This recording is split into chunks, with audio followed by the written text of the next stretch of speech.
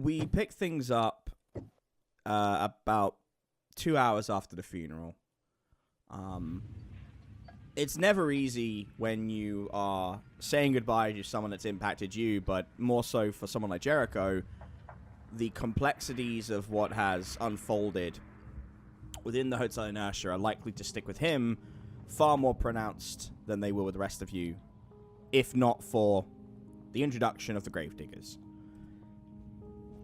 And I wanted to give everybody ample opportunity to do anything in the hotel they wanted before we moved to Sturgeon. So the way we're going to do this, for the sake of pacing, is I'm going to have everyone, during the interlude, I'm going to go around in sort of my own order, and you'll each do an activity. One activity, then we go to the next person.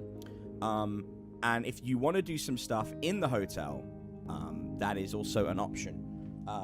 I will let you know when time is running out. So if you have like 4 or 5 things, and I think you're not going to make time for it, I'll let you know.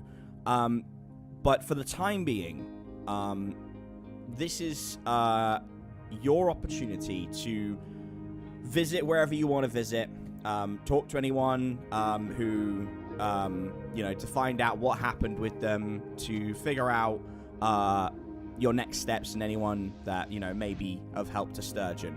And I think it's appropriate to pick things up first with Jericho, because this has been your arc, this has been your journey, and out of everybody right now, I am admittedly the most curious as to what you're doing and what you want to do. So we're gonna start still on the floor with these sentinels.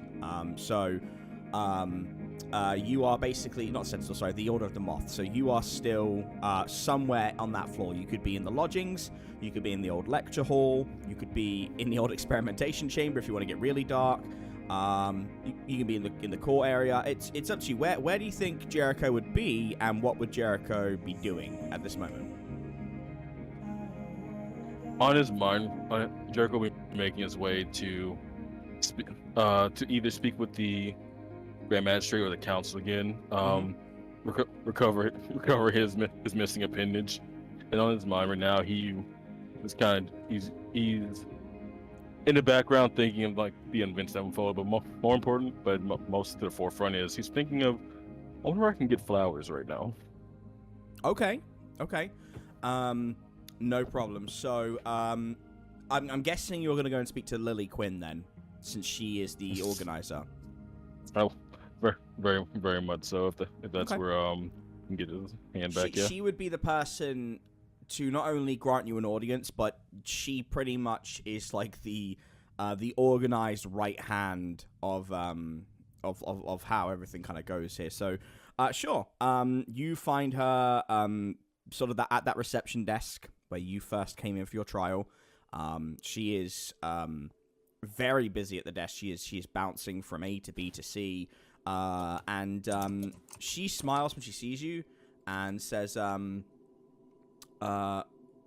hey, Jericho.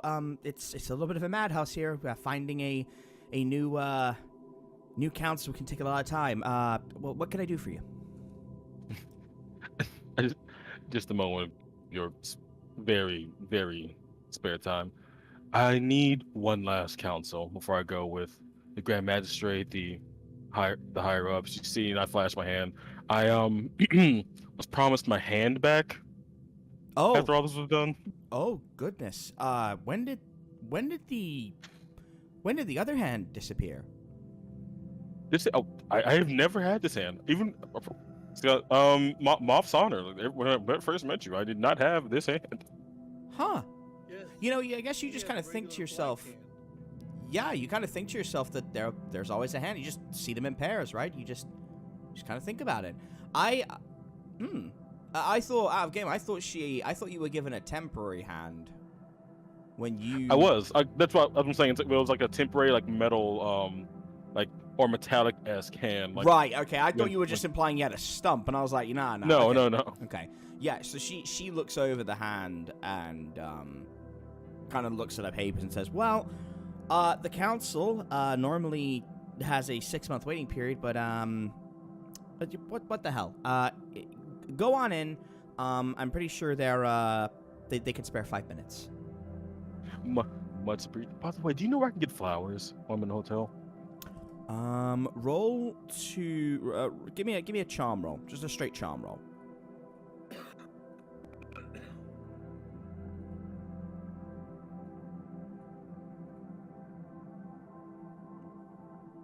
Okay, so you got a 4.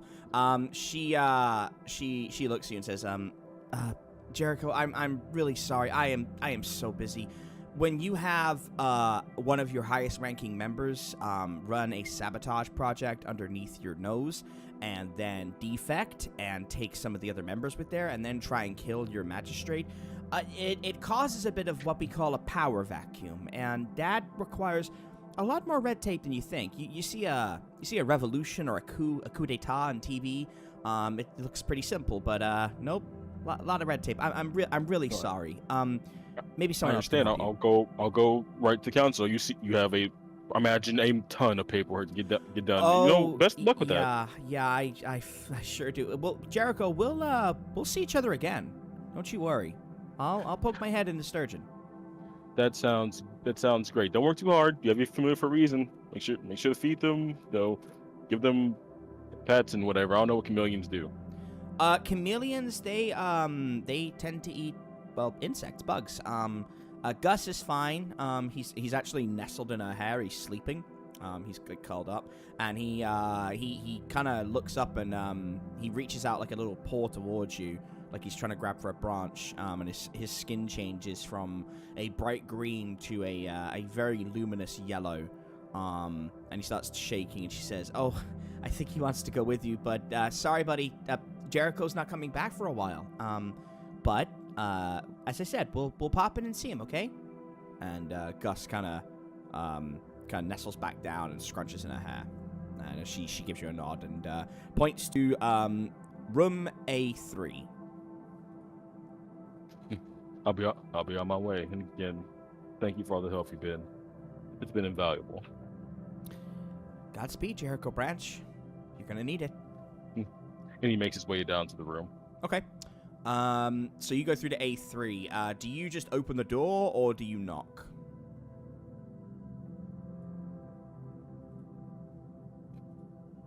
As a joke, he'll do like he'll knock on the door a couple times and say, I got a large pie here and he needs to open the door. I'm sorry, I don't know any of your names."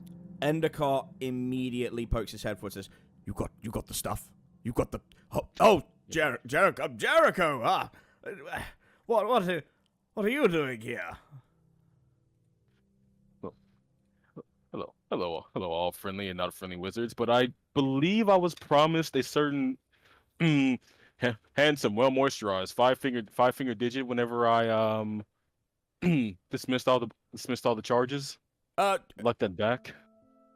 They're all still talking actually up on the, but they haven't because Endicott's kind of cut you off at the door and is kind of like looking a little like, I thought you were my link. I must say I'm a little bit disappointed. You're here for your hand. The council's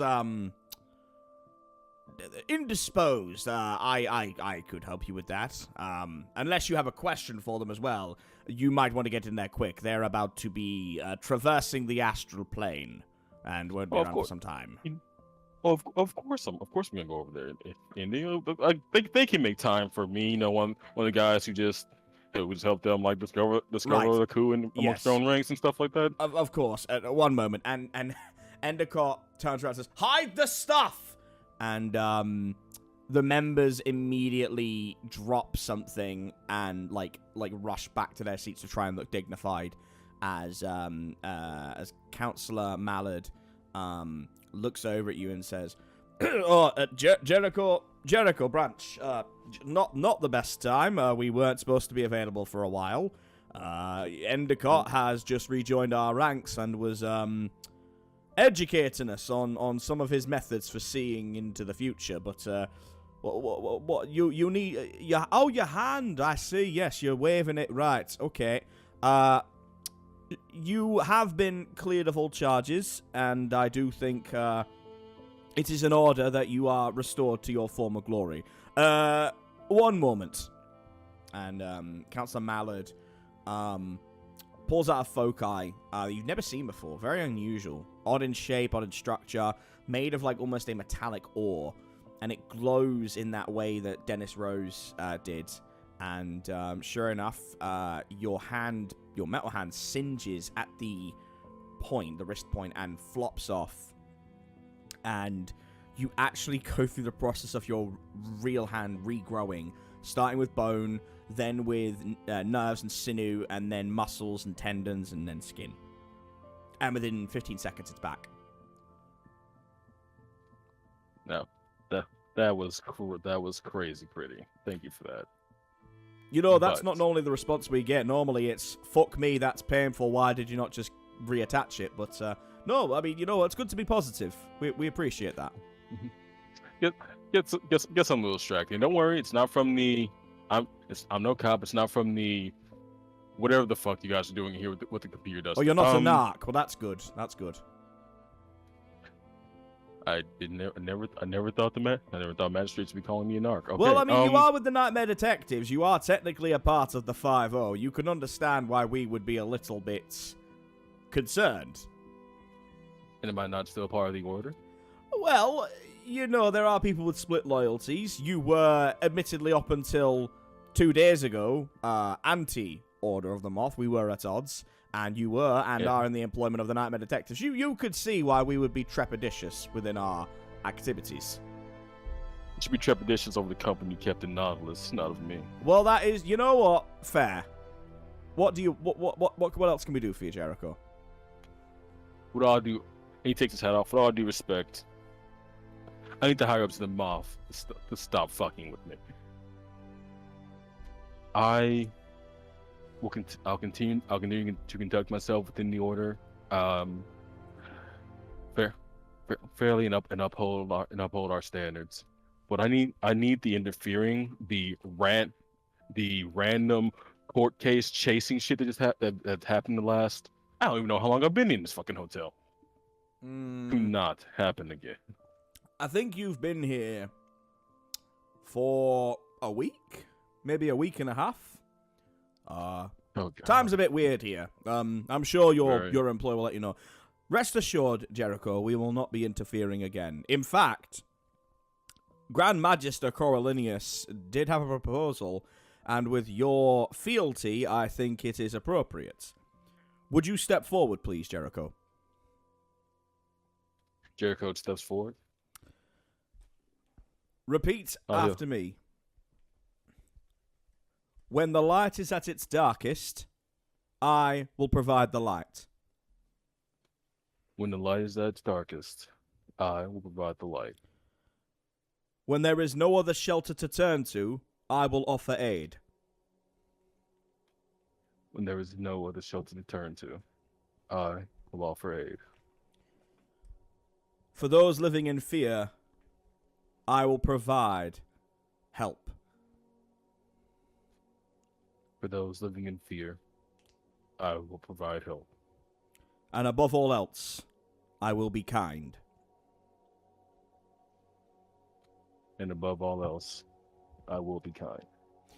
And a light passes from the tip of your foot, through your leg, up and around your person. It envelops you in a warm light. And when it is done, there is a glow in your eyes. And Mallard says, as of this day, you have been gifted the honor of Ambassador of the Order of the Moth, and you have been imbued with our Order's life magical source. As the Stormbringer, we feel that you are not only the most magically gifted, but as a Nightmare Detective, most prominently placed to watch Sturgeon and to repair our image. Jericho Branch, we entrust this to you. Do not let us down. To you, to my old mentor and long friend Endicott for his new promotion, and to everyone else in the Moth, I promise you, I won't. I will play no role akin to your signals. I won't be. I won't be, by definition, a defender of a flawed ideology. But I will uphold the words that I've just quoted to you. I'll be more proactive, not for the sake of the moth, but for the entirety of Sturgeon. And anyone who would threaten it, the innocents, the people, no, there will be no reprieve from the storm that follows them. Very strong words. Now, if you don't mind, before Endicott goes back with you, we would like to sample his delights. I wish you all a very nice evening of getting really fucking high. Thank you. We hope to touch the skies and come up in the spot feeling extra fly. Yeah, okay, you guys are really fucking high. I'm gonna go now. Does anyone know where to get flowers from? Hotel? By the way, you can roll to ask. Would that be another charm roll? It probably would, because it's just you just being kind of polite. Okay, an 8. Mallard kind of thinks on it and says, "Well, in the hotel, you're not gonna like the answer, but I think Paint Gunkerson might know or have some flowers." Why?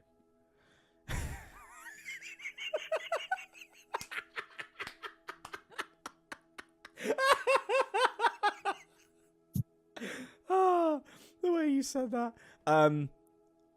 Well, Jericho, he does have a very large warehouse full of paint accessories and paint. And anything can be made from paint, at least in his world. Apparently, flowers. Oh, wait, no. There might also be another one. Hang on a minute. Let me go through my contact sheet.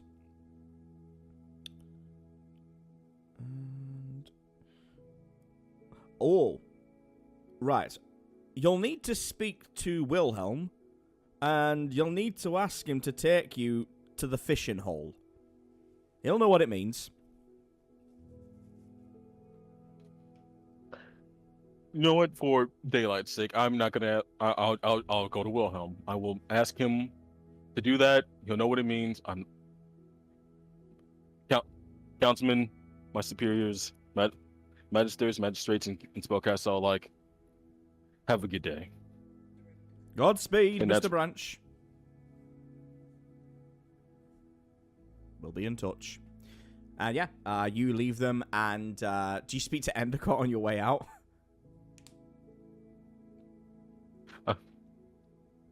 As I'm walking out, I'll look at him and tell him that don't forget, I still your trip to Micro Center. Oh, I haven't forgotten the Micro Center. I just want to get some good graces. Do you know how much they'll pay me to be an advisor again? So much fucking dollar. It's good to see. It's good to see you thriving outside your library. Oh well. Oh. Funny you should mention that. Let me know when you're leaving the hotel. I have something to show you. I'll let you know. I have a couple things that I have to do before I leave anyway. Of course, and in the meantime, I'm going to get high as a fucking kite. I was going to say high as an Elon Musk missile, but, well, we know how those work out. Bye-bye, Jericho.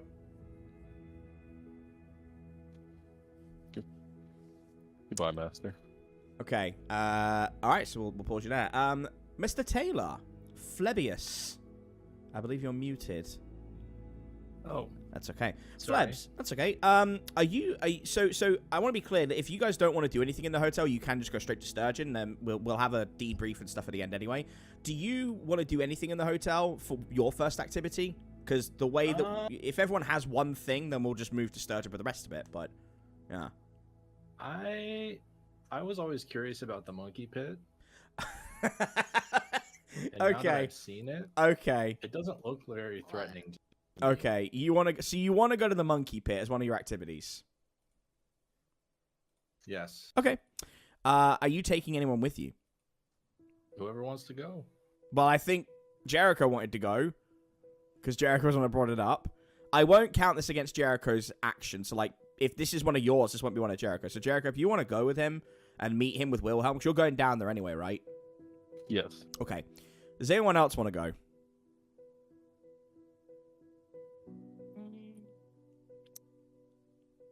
Yes. Okay, so... We'll go with him. Okay, Jimmy, you're going. Alright, fam. Margot? Yeah, why not? Margot will go. Callista. Free move. Let's go. If everyone else is going, All right. Come on, Callista, All right. Let's go. Okay, Let's go, alright. Let's go. Alright, Go let's... Alright. see- Let's go see some monkeys, I guess. Alright, okay, so let's, Maybe. Maybe. I don't know. I don't know what's new. Alright, okay, so, alright, well, this is going to be interesting. Alright, so you all go down to meet Wilhelm. So you haven't seen Wilhelm since the beginning of this, by the way. So when you get down there, he's just like, oh, shit, you guys are okay? No fucking way! I love you, bro. I can't believe you're all... What happened? We did A it. lot. We finished it. You You finished say we it. rose up the ranks of the company. Yeah. You say we smashed some dickhole. What? But Okay. I love you. Okay, I don't know you that well, but I appreciate you. How about that? Shit. I don't... Okay. What you guys need? I mean... we don't get a lot down here. I just been doing the jobs. I mean, the concierge has been gone. Mueller's gone on secondment. I've just been fucking cleaning toilets and taking orders. And what do you need? We would like to go to the monkey pit, sir. Yeah, we would like to use the monkey pit, and let's do it. Okay, Flebs. I want you to roll manipulate someone. Okay. I cannot believe we're doing this. This is a dream come true for me from what that was. We prepared Alright. you for this. Okay. All right. He narrows his eyes, and he gets in close to you, Flebs, and goes, "You a fucking narc? You gonna tell what I got in the monkey pit?" I look like a narc. In this nice suit. I mean, that's what a narc would say. I mean, you ever seen one of them at, like, a fucking Comic-Con or Coachella? They're like, hello, friends, I'm also a member of this. Let's go do some weed. But they look like fucking narcs, you know? If you say I'm not a narc, I'm going to trust you. But you got to do whatever I say when we get in there. You understand? Okay, yeah, I'm not a narc. All right, so you're agreeing to do whatever he says, right? Yeah, Okay. that's what I say. Okay, what I need you to do, we'll all go down together. I need you to give all your items, including your lovely cat, give them to your friends, and strip yourself down to just your pants. Actually, I need to go somewhere else. Nope, too late. Who wants to hold Julia? I say I'm all full. Let's do this. All right, Jimmy's got Julia. Okay. Oh yeah. Here you go, Jimmy. All right. Yeah, Julia. Well, this is going to be interesting. So, all right. Strips down, 6-pack visible. Yeah, no, you're no, you're cut. You're definitely Jimmy got cut. his six-pack visible as well, so you know. You're definitely Julia's cut. 6-pack. Yeah, So, Julia six-pack. Let's go. you're not like in your pants. Like you're in like you can have like your jeans or whatever. Like that's fine. Okay. So you go down, and there you go down a set of stairs, and it's a pretty complicated journey to get down there. And Wilhelm, he basically sends all the other members of the group up like a flight of stairs to the right, and you, Flebs, go through a pair of double doors. And I want you to make a sharp roll. Okay. Okay. You kind of are expecting someone to clean your clock, but like you're pretty much used at this point, like where there's always a joke or something, and instead you walk into a grand parlor room, full of refined apes, orangs, chimps, bonobos, and a couple of silverbacks, and they're all sitting in chairs, and they're all having like a spirited conversation, and the music just stops the moment that you walk in, and they all turn and stare at you. And you know immediately that this is a bit of a unique debate parlor. But you get the sense that something else might be going on there. But they're all staring at you, and like one of them crosses their legs, and the other one takes a sip of their wine, and they're just observing you as this shirtless man with one eye is just standing in their in the middle of their entrance. What do you want to do? You guys ever see Tarzan? There's a few debates going like around him, and then the orang sat nearest says, "Are you referring to the story of a man who appropriates ape culture?" Yeah. Yes, Yeah, we I was are thinking aware of of that. Collins guys. only did the music, Flebs. I know. I was thinking you guys could like take me in. Does Show this me does the this ropes. plebeian not know who did the music and who did the unbelievable? You want us to show you the ropes of what exactly? I don't know. General ape life. General ape. What do you see when you look around here, human? Well, maybe you guys aren't average apes. That feels weird to say. Flebs, I see these monkeys are looking a little bit better here and more clean cut here than you are. So aren't average apes. What exactly are you saying? We should be in the muck throwing our just throwing feces poop at at each me. other? Well, you took the words right out of my mouth. I mean, you say this, and yet and someone from the back just goes, "Ooh, ooh," and they throw a phone and they hold it up, and it's like, I have a video here of two human beings throwing shit at each other. Would you like to take a closer look? It seems relatively similar to what my cousins do, if you will. Perhaps we're not so Yeah. different. Hmm? I mean, if we're gonna compare extremes, yeah, we're not too different. No. In fact, our DNA is very close. Yeah, well, in some circles, we're not sure about that. We believe in the great monkey in the sky, created all people as they were. We don't I don't understand how I got wrapped up in this. We don't subscribe to You this. came along. We don't subscribe to the slept ideology. We don't agree with slept concepts like that. And all of them are just mumbling, going, yeah, so slept on. Everything's different now. No, it's different to my time. No. This is remarkably similar to what happened when I came to Earth for the first time. Oh, Someone, well, you're interesting. What happened when you came to Earth, creature with wings? Looks like bird. And then you just hear all the monkeys go, bird, bird, bird. Can it squawk, bird? It's just wings like fluff up slightly. One of the apes jumps back when you do that and bares its teeth because it thinks it's a threat. But the others are like, no, it's fine. So It's fine. he's We're got cool, anxiety. we're cool. He's a little bit nervous. It's okay. It's not. She's not going to take you away and eat you. It's okay. His mother was taken by a condor. You understand? I see. Well, when I came to Earth for the first time, I didn't understand humans much like this. I assumed they were lesser than me. But I quickly was proven wrong. I see.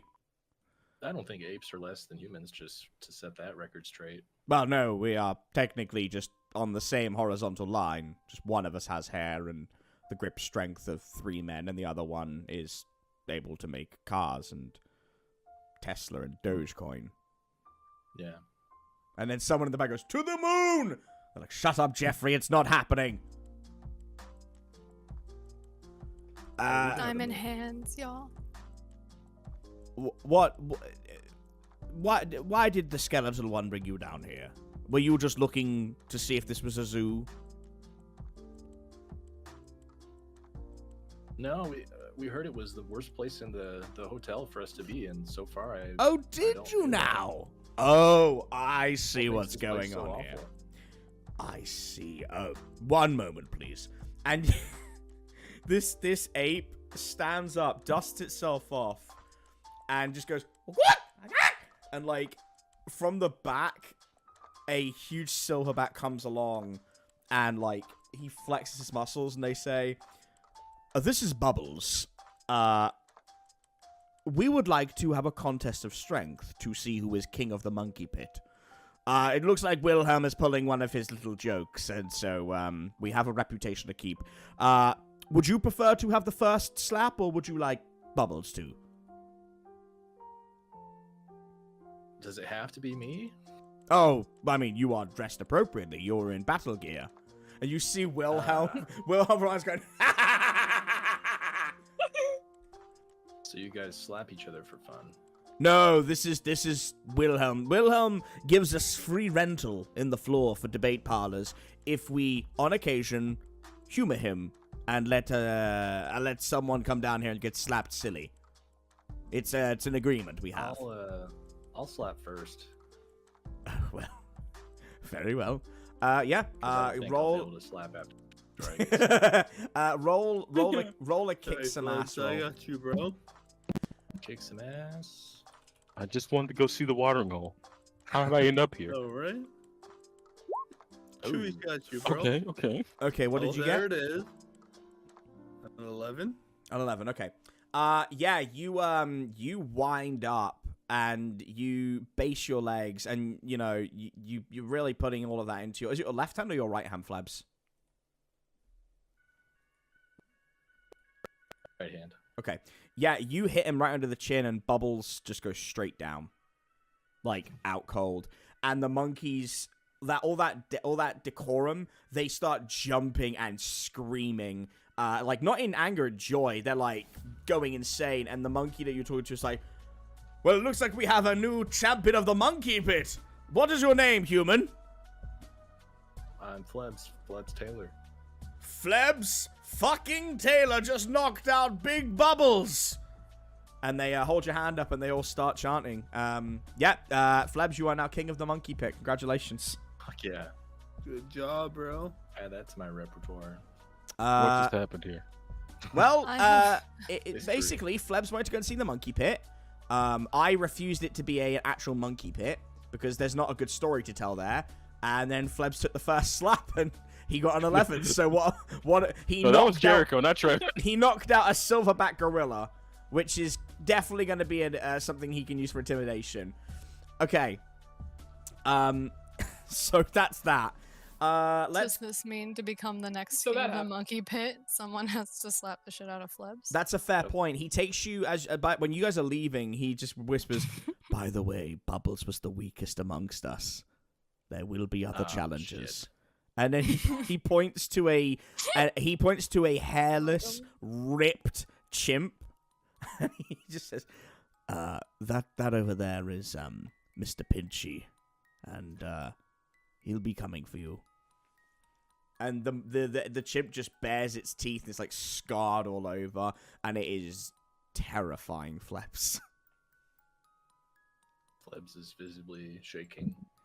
And the monkey just grips and says, "Don't do that. That's a sign of weakness. He will leap on you, and he will start with the eyes. Show dominance." Stops shaking. Hey, Flebs don't worry. stands up Don't worry, straight, Flebs. looks at him calmly. Yeah, they don't Confidently. worry, Flebs. Jimmy's got you. Thanks, Jimmy. Jimmy has got you. He Okay. will... Mm-hmm. Let's go to Jimmy. Jimmy, what do you want to do in the hotel? If you have one action in the hotel, do you want anything, or are you happy to follow everybody at the moment? I am happy to follow everyone at the moment. Okay. I mean, unless there is some crazy stuff going on. No, not at the moment. Jimmy is happy to follow everyone Okay. along the hotel initiative. Okay, no problem. All right, let's go to Margot. Margot, a lot of conflict right now, I would say, within Margot. Yeah. And I know there's stuff you want to do at Sturgeon, so we will get to that in a minute. But we're actually rocketing through this pretty well. I know we've got like 2 more hours, but still. What would you like to do in the hotel? Is there anywhere you'd like to go?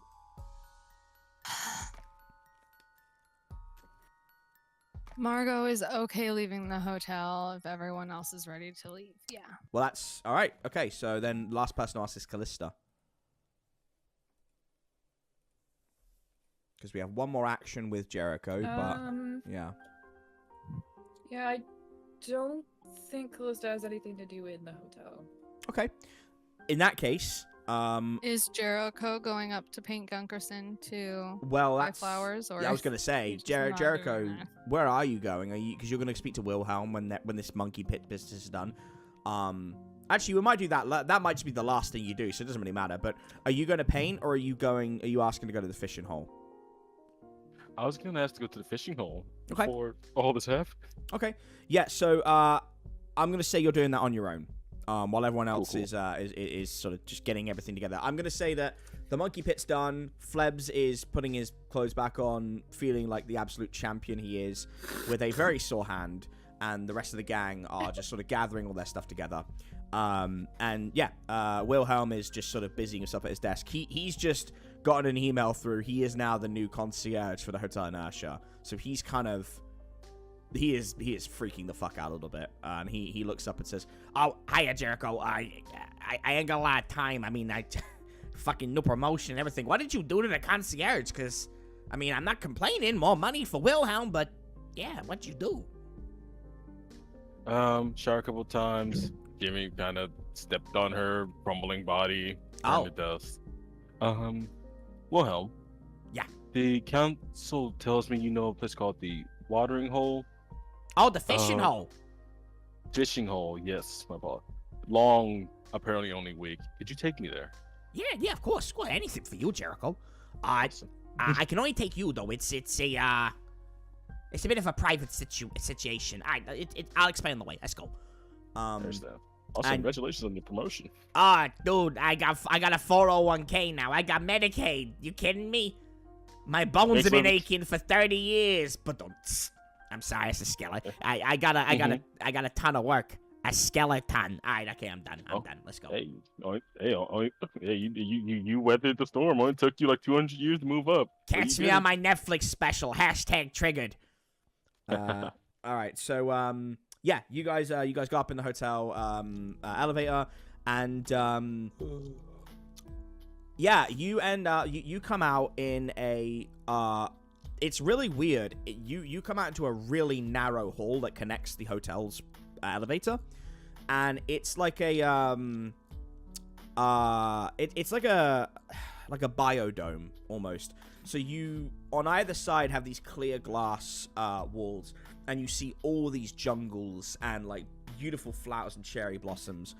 And you go up to the front desk, and there is a man of Latin American descent, probably in his mid to late 20s, looks very almost tired, but like in that retail working Black Friday tired.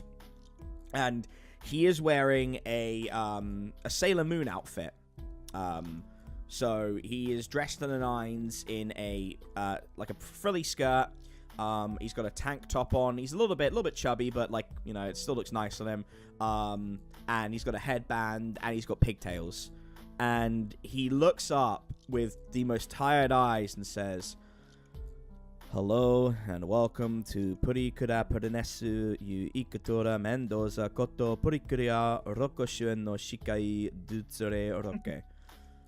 That is translated to Victor Mendoza's Pretty Cure Princess Fishing Hole. I'm sorry if the pronunciation was bad. I am very tired. I am Pretty Cure Princess, Pretty Cure Loco. My name is Victor. How may I help you today on your journey to going loco at the fishing hole? As enthusiastic as me. My close friend is gonna fucking kill me. Great to be here. I was told I could get flowers from here. That something that's going on. We have a wide selection of flowers in the fishing hole.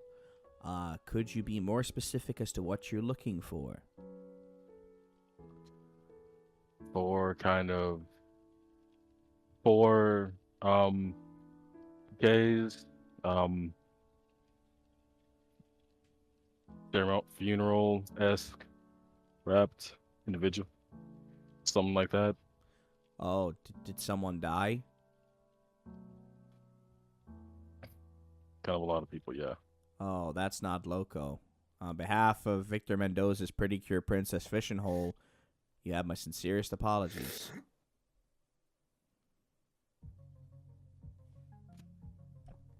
I appreciate that.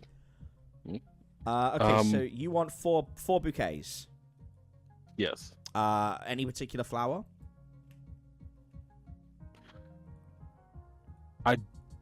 Jericho wouldn't know what to get.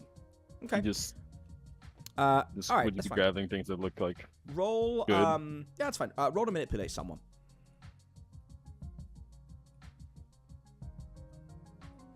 See, this is why sometimes I like to have stuff in advance, because I can build funny situations. Sorry, say again. I was saying this is why I like to have like stuff in advance, so I can do a funny situation. All right. So he got a 7. So that's fine. He says, I can hook you up with some of the most loco bouquets you've ever had, but you're going to have to do something for me for Pretty Cure Princess Loco. They can't be normal bouquets. They have to be loco. They have to be loco bouquets. Like, Do you want the bouquets or do you not want them? Do you want to go to Pink Gunkerson, my rival's store, and get his paint bouquets? Would you like to do that? no, it's turning into a lot of stops. I can drive you. I can drive what you is it? over there in my big beautiful Buick. What is the loco thing? As you may know, Victor Mendoza's Pretty Cure Princess Fishing Hole is currently going through a recession, and we are now selling flowers rather than fishes. I would like you to bring me back 4 mythical fish that live in Sturgeon. A time limit is not important so long as they are brought back to me at some point. Do this, and I will give you your bouquets. You give me the bouquets now, though, Yes, right? correct. But mythical.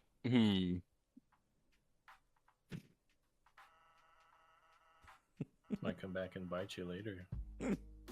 It's Flebs here. No. Sorry. No, but that's okay. No, but he's speaking in your ear.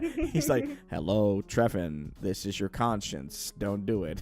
He can give you information on the fish if you want to know. Just write down on a paper or something with the stuff about the fish, and yes, Okay. I'll come back to the fucking Hotel Inertia to give you. Oh, you do Yeah, not to need to give you- come back here. There are Victor Mendoza's Pretty Cure Princess Fishing Holes all over Sturgeon. You will be able to find course us. there are. Of course there are, sir. We are a franchise. I can't believe I get to say this because now Lucy has to write this down. The first is known as the Grippy Guppy. Of course it is. What do you mean? Just continue, please.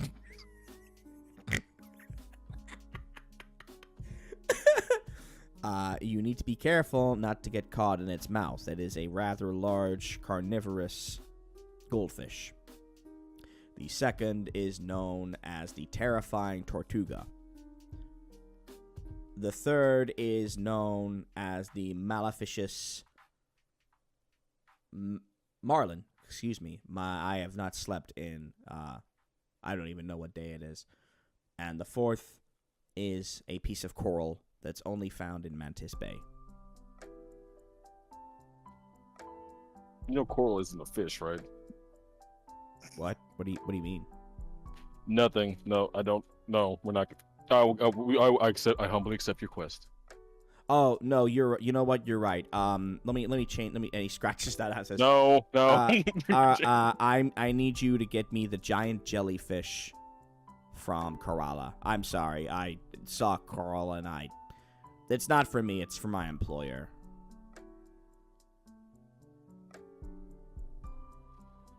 Great. You kind of played Hi, yourself. with that one. Jericho Brent. We'll get that done for you. Hey, you know what? You know, we're all still here because of you. So really, you know, your actions led to this moment. And on behalf of Victor Mendoza's Pretty Cure Princess Fishing Hole, that's why I say thank you. You'd say thank you by not asking me to do this. Yeah, but then we wouldn't have payment, and I wouldn't have a business.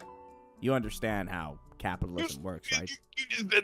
Wait, this is your business. You said the owner wants you to do this. I mean, it's a franchise. Okay, so a franchise has an owner, and then I run the business for the franchise owner. You ever been to a McDonald's, sir? Jokingly in character, Jericho starts raising his gun.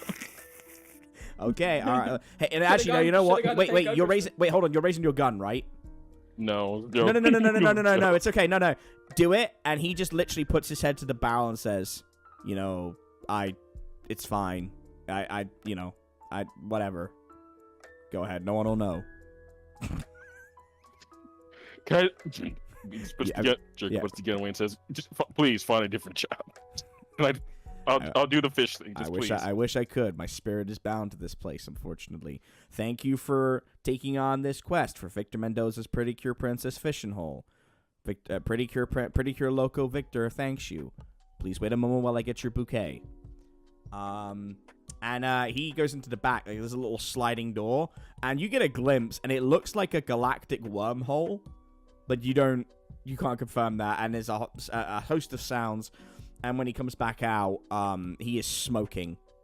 And he looks like he's got some marks on him and some scratches. And he's bleeding from the side of his head. And he says, all right, sir. Your Pretty Cure Loco bouquets. Freshly cultivated for you. Jericho takes a moment just staring at him before getting the bouquets and says, I'm not going to ask.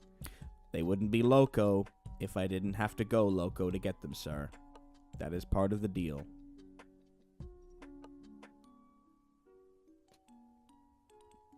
I'm going to assume that this is better than going to Paint Gunkers's, and I'm going. Thank you. If you want paint mace, then you go right ahead. I'm going to leave now. I do not want paint mace. Before you go, sir, I need the names of the people that are for this bouquet.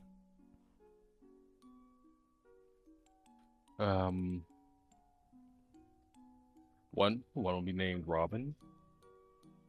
Okay, Robin. The other one will be named Burn. Burn. I'm gonna call her Grant. I don't remember the name. I don't remember the name of Robin's grandma. I want to put just Granny. Would you like just put Granny? Put Granny. Granny. And another one is I wasn't there. I don't know the guy, but he helped some of my friends out while there was like a blood moon curse thing going on. Would you like unknown soldier, unknown helper, Dennis, Dave? I guess like unknown homeowner. I don't really know. I'm not gonna put unknown homeowner because there's not enough characters, so it'll just be unknown homo, which might seem a little bit disrespectful. Fair enough. Sorry. Guy in house. Is that enough characters? I'll put occupier. Yeah, that works. He puts them all down, and then he pulls out a Sailor Moon 90s toy wand, and he pushes a button, it lights up, and then sure enough, some magic actually comes out of it, and he imbues each of the bouquets, and says, "When you put them down, the magic will start, sir. Thank you for choosing Victor Mendoza's Pretty Cure Princess Fishing Hole, and we'll see you again soon to collect our debt." Wait, no, stop. Like, I did not make a deal. I accepted the quest, right? I mean, it depends on what the wording is, but a deal, a quest, that. No, okay. Those words did not pop up. Yes, we will say it's a quest. Oh, okay, sir. Thank you for accepting our quest, and we will see you when it is due to be completed. And remember, stay loco out there. So to leave this place, I just turn around and go back the way I came, right? Yep. And he gives you a slow wave with no emotion. I thought we weren't going to be able to do Victor Mendoza. That my friend is going to kill me. But that was so worth doing. Okay. So you're going. I'm guessing you're going to the cemetery then. Yeah. Have you been? Yes. You guys been to the cemetery in Hotel Inertia? We have not, but I kind of assumed. I didn't assume there was like a grand cemetery. I thought they would just be like on each of their floors. That makes sense. Well, normally, yeah, but here's the thing: you can't go back to Tent City. It's a dead floor. You've already. So here's what happens. There is a place in the Moth's floor where the dead are honored. It's similar to where you honored Dennis. That is where you will need to go in order to honor the dead. So you go up and we'll skip past it, but we'll say that you talked to Lily and you asked for where the cemetery was, and she points you to a large grove near where the pyre was, overlooking all of the surrounding town beneath that's encased in this floor. And there's a series of graves, and they are added automatically by some magic within Hotel Inertia. So when someone dies, their grave is automatically added on there. So you're able to find the graves pretty quickly. For the sake of convenience, given the order of people who've died in Sturgeon, you come across 2 rows. The first row is the entirety of the 13 Sentinels. And next to them are the graves of Byrne, Robin, Robin's grandma, and Dennis Rowe.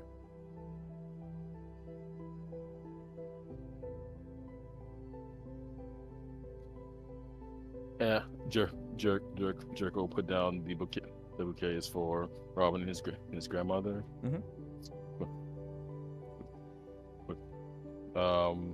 Temple his hands momentarily and tell them, we'll talk to the graves and saying thank you for all your help, and sorry that you guys paid the cost for the decision I made. He'll go over to Byrne's grave, do the same with a similar gesture, placing the bouquet down and doing like a little prayer motion. Like that. So, telling Byrne thank you for helping us uncover the truth, uncover my truth. You kind of died like a badass. Sorry. And the last bouquet was for the guy who helped Callista, Jimmy, and Flebs back in Yarnum when he. Is that grave also here? Yep. Sorry, I should have mentioned that. Yes, that is next to, that is in between Granny and Dennis's grave. Excuse me. Gotcha. And he placed that one down last, and the last time for the prayer adjacent motion. Thank you for having my friends back when I couldn't. When you're done, Jericho, you realize that despite appearances, Victor Mendoza has some very interesting magic, because in a last gift, the magic that was imbued within those bouquets brings a tulpa to life, a hard light projection, a hologram of each member that you lost, and they can't communicate with you. It's almost like they're like an emoji, like they're posing, but they pop up one by one. The occupier is sitting on the ground, cross-legged, and just gives you a weak smile. Robin is waving one arm around her granny, who is smiling, and Byrne is just giving you a nod and a wave. And this was Victor's pretty loco bouquets, because it's kind of insane that you can see someone who has passed one last time.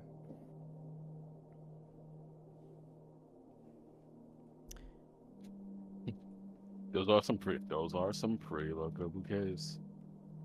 And in one last send off Stave Jericho, once again we'll thank them all for this. Thank them all for their sacrifices, since he met them and remet them in the case of the grandma inside of the hotel. So, everyone happy with where they're at? Yeah. What does Margot Yeah. need to do to go get one of those bouquets? You will have a chance to get one down the line. Might even be able to get one in Okay. Sturgeon. Cool. But for the sake of That's all I pacing, needed to know. Then yes, I am good. okay. I'm also good. That was really sweet. Yeah, Yeah. Jimmy is fine Yeah. Okay. along the lines. Okay. So you're all at the lobby, and some of the gang have gathered to come and say goodbye to you. So obviously Nish and Kruger are coming with you. So they're saying goodbye to some of their people. Like Mallard is there, Coriolanus is there. Some of the other Moth members like Nolan and Lily are waving goodbye. Mueller somehow popped back to say goodbye. Some of the monkeys from the monkey pit. And they're all ready to wave you off. And for the first time in a long time, you are leaving somewhere that, despite the horrors within, felt like home for a little bit. And you start the long walk back down into Sturgeon Central and back to the Nightmare Detectives, where you will need to debrief with Madame Nell Lockwood. Now, I want to ask you, would you guys rather we do that scene last and you guys do your things first? So, obviously, in the order, it'd be Nell, then you guys, and then you'll find out where you're going. But for the sake of pacing, would you rather go straight into what you want to do in Sturgeon, or do you want to go to Nell first? I want to give you the option. Jericho votes Sturgeon. Yeah? Sturgeon. Okay. Sure. Okay. Yeah. So, in that case, Can we go then, get a drink somewhere in Sturgeon first? you could definitely do Like that. all of us, like a celebrate that we're fucking outside. Yeah, you Yeah, can. Yeah. seriously. Definitely. I think like a before going back to business, we should do Well, something for ourselves. I think you know where you're Yes. going to be getting a drink. So, we're gonna. So you want to, just so I know, canonically, do you want to do this right after you leave the hotel, or do you want to have some time pass? Because when we move to the next mission, it'll be about 2 months from this mission in game time. Mm-hmm. Otherwise, the entire events of the campaign will take place over a week and a half, 2 weeks, which would be crazy. There needs to be some downtime. We can let time pass, or we can have it be a celebratory thing and a debrief. I can kind of, Well- everyone can kind of vote. Yeah. I don't know. Yeah. Do you guys want to have our like group decompress, like drink moment first, and then we do the I think that's a good idea. Yeah, let's do that. Okay. So you're at the spaces in between, and Jericho, everyone else is gone on ahead. You had some stuff you need to attend to. Some Jericho stuff. And when you go in, Amy, I'm going to turn you down just a little. You're breathing very heavily into the mic, my love. Oh, I'm so That's sorry. okay. I'm That's so okay. sorry. I thought you'd fallen asleep for a second then. Oh my god. No, you're My okay. mic's- Jericho, as you go through the door, I need you to make a sharp roll.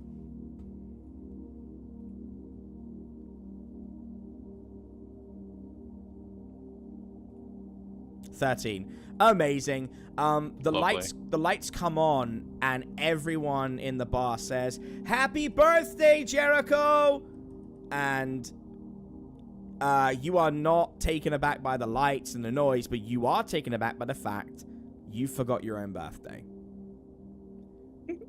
And Bruh.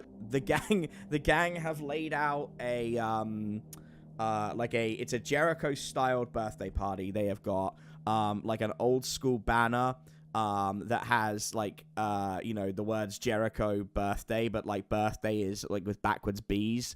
They've got a cake that I think who would have made that? Probably Nish. Nish probably would have made it. And it is what is Jericho like as a sweet tooth? Like, what's his favorite flavor of cake? Probably strawberry. Okay. It is a strawberry cream. And it's got like a cheesecake base. And as it goes up, it gets sweeter, and then there's a lot of icing. And on the top of it is a little Jericho figure. and it's got your actual attire right now, and you're posing with the gun, and it's all edible. And there's a couple presents, and all the nightmare detectors are there. Some of the Hotel Inertia guys are there, and everyone was just waiting, and you are covered in streamers as they're all clapping around you, bud.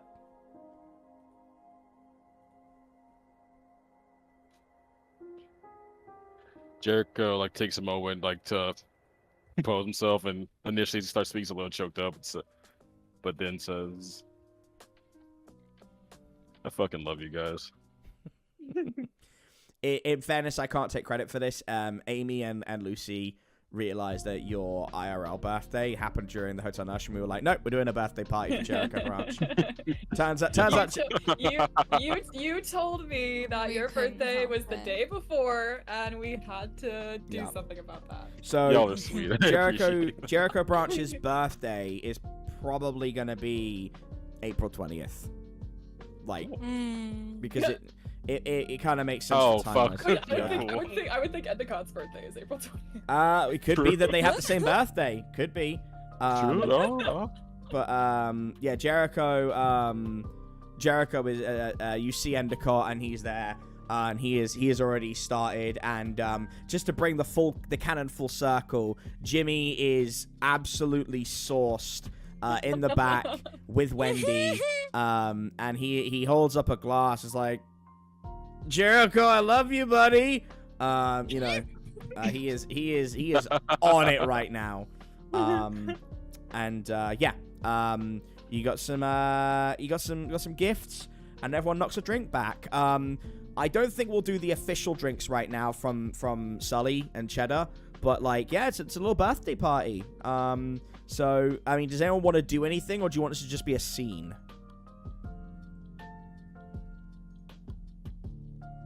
Because it's up to y'all.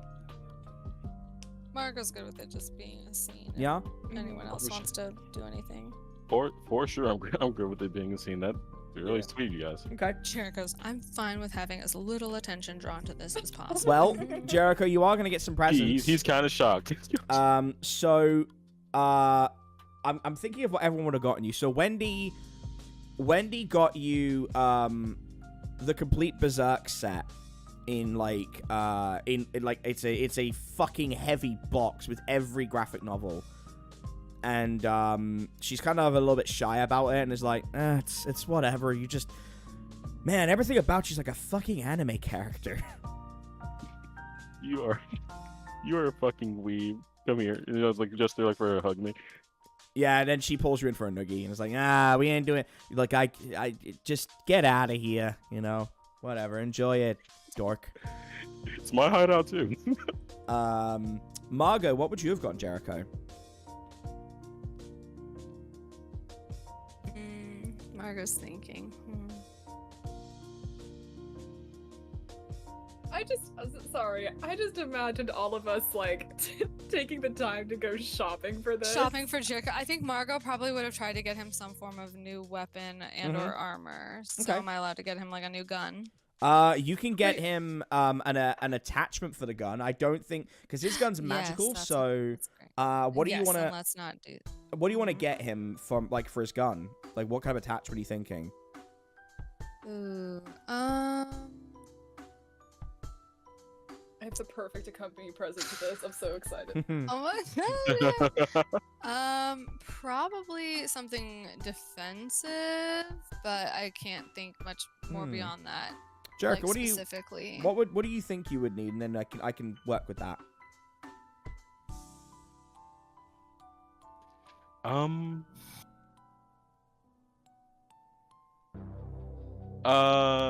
Like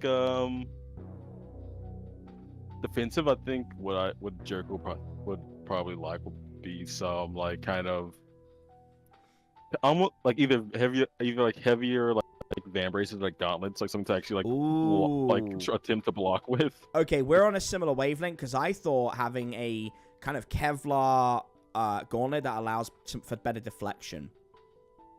Yeah, that works. So Margot gets you, and Margot got it while in the floor for your trial, because Margot found out your birthday, as everyone did. and Margot spoke to a weapons imbuer who sympathized and basically got you this beautiful Kevlar that goes underneath your actual coat, and it will deflect bullets, so you will have a little bit better chance of dodging and deflecting weaponry. Cool. Do you say anything, Margot, when you give it, or do you just kind of let the moment happen like a mother at Christmas Day with their son? Yeah, Margot kind of hands Jericho the gift and just trying to think of what she would say. Mm-hmm.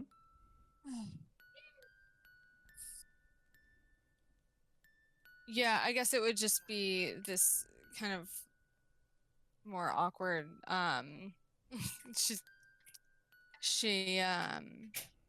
Yeah, Jericho opens the gift and just I thought this is something that you might need, and that it seemed like you needed upgrades. So here. Shit, who am I to question our group's weapon next? Love that.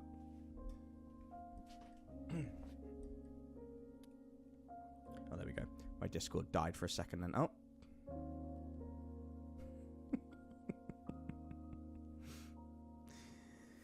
Don't record an OBS, kids. That we've been able to get closer over the last few months, I guess. It's been great to get to know you, and I'm glad to have you on my team. That's it. I was thinking the same thing. Sorry, sorry I had to be over constant life or death situations, but you know what? I feel like that builds character. Well, you know, what else is Nightmare Detectives but life and death situations, friend? Gang, I'm going to ask you to hold on for a second because my Discord died and I can't see anything. I can hear y'all. I can hear y'all. It's recording it, but I felt a weird Discord hiccup too. Yeah, it Yeah, froze same. on me. It's like stuck on starting, but I can hear everything, so That's okay. that's Is something. there any possibility we could take a break here in the next 10 to 15 minutes? Yeah, well, we'll take. Yeah, that's fine. Yeah, we could. That's not a problem. So what we'll do is we'll finish up the scene we're doing, and then we'll take our break. Flebs, what did you get, Jericho Branch? Happy birthday, Jericho! There we go. There we go. We got a clean take. Happy birthday. Oh no, God no! Oh, Happy birthday, dear Jericho. Jericho. happy birthday! Happy to birthday you. to you. And Y'all are chaos. Endicott, Yes. Endicott hands you a very powerful metallic device and says, "This is the good shit. You will. Save this, but it's my favorite stash. I'll give you a real emotional gift later, but for now, let's match the vibe."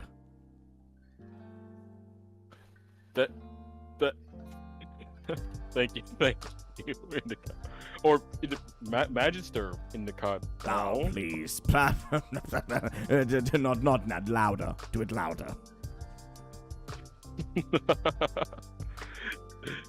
Thank you for being there. Of course, my son. So Margot's giving you a gift, and had a nice little conversation. Flebs, what I didn't catch that. That's where I dropped out. So what did you get, Jericho?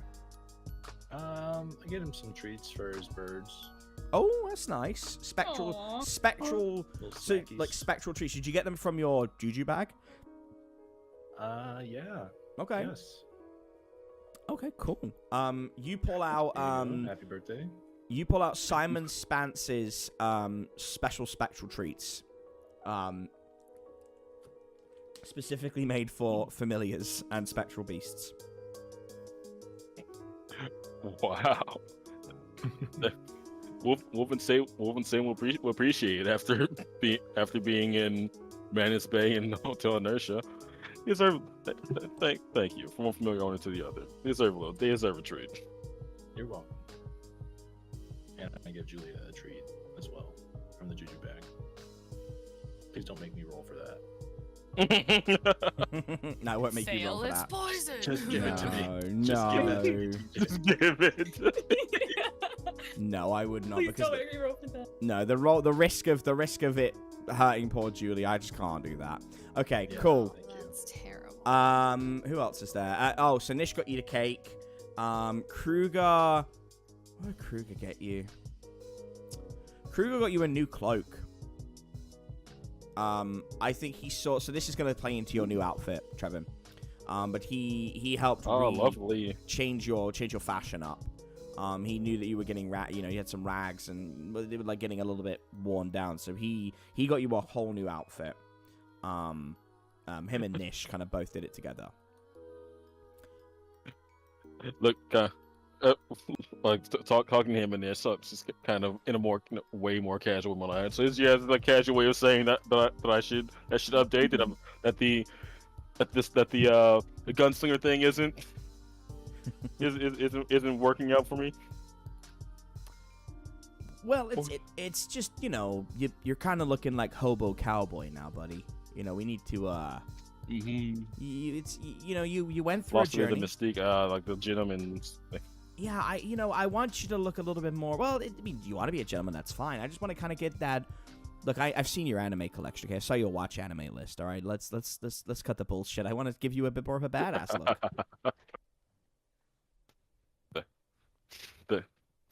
Thank you too. It's you guys don't really understand, but it would have been a gift enough to see you guys not inside the hotel.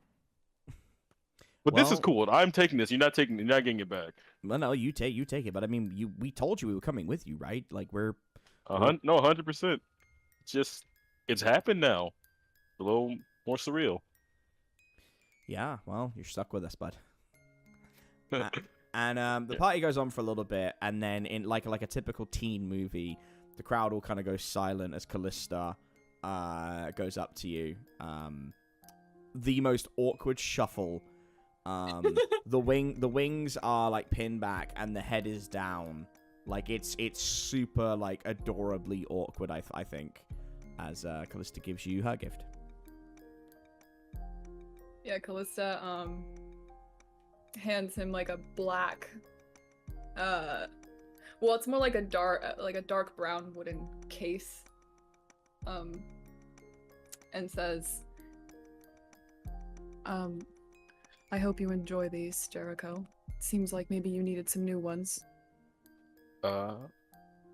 Wow.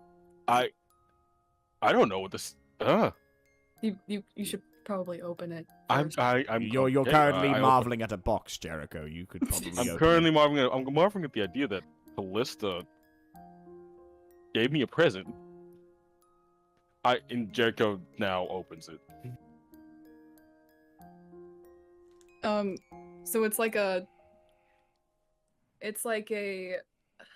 I don't know exactly what it's called, but it's a case that inside has like some foam inserts, and it has a cutout for like a dozen or so like handmade silver bullets, and they each have like some like rune engravings on them. And Callista kind of glances away self-consciously and says,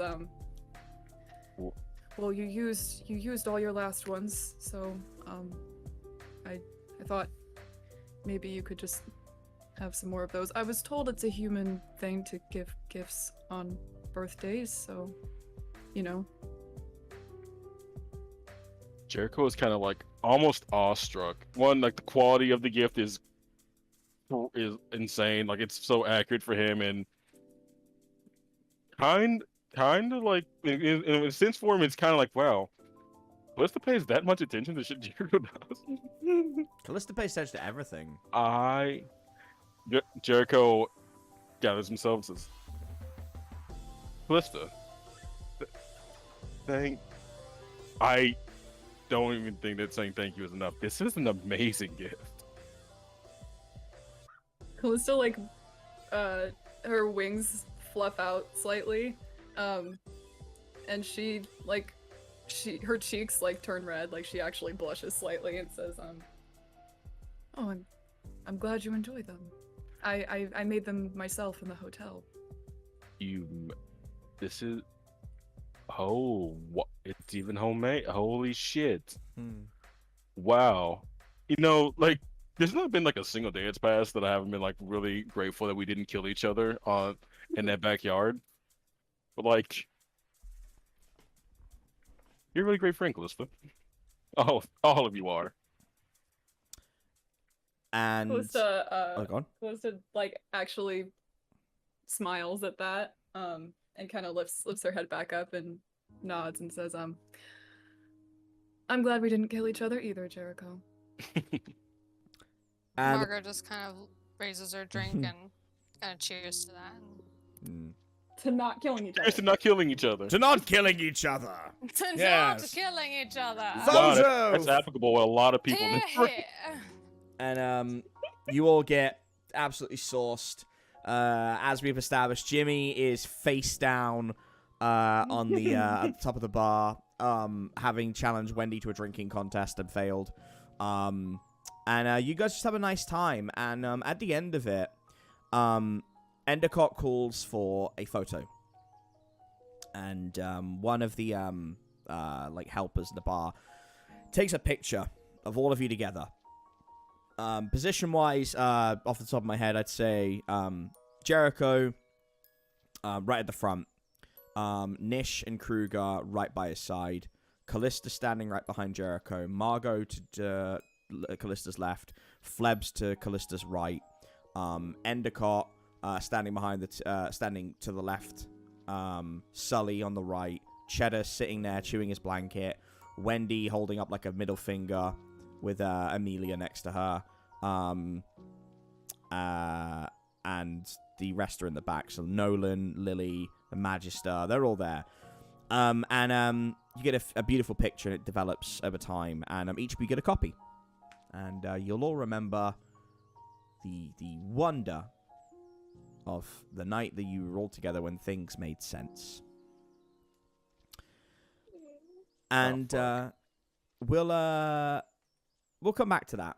So we're moving forward. So you guys said off camera that you wanted to do the scene with you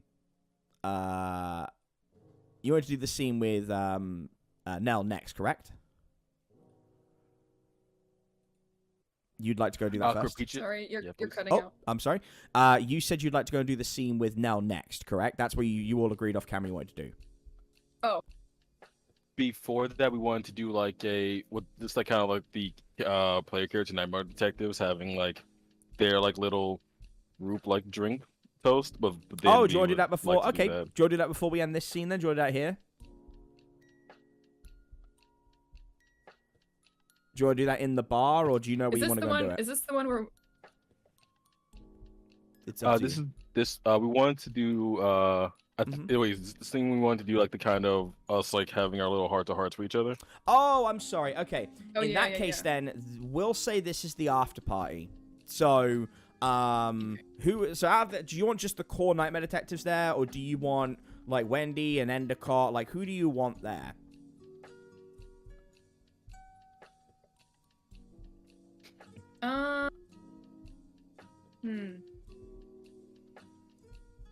Well, we're talking about like the grave diggers, right? Yeah, the that part.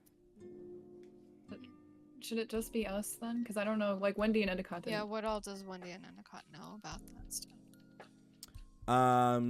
Yeah, Wendy would know a fair bit, and Endicott knows a lot. But obviously you can ask. So maybe... You can obviously Endicott is the one who warned you guys, or gave you quite a lot of info about it. But that's not my call. It's your scene. So what would you like? Would you like it to just be the four of you? Jimmy passed out, obviously, or do you want? Passed out in the neighboring booth, just laying. Yeah, down he on is gone. So it's been your been there, friend. it's your call. What do you guys want? What do you think, birthday boy? Birthday spell slinger. I think because they were there, it's fine for them to stay. It'll be Maybe they'll like give our us something. Okay. Yeah. Some sort of Okay. something. It'll still be like our moment as a group. Mhm. Okay.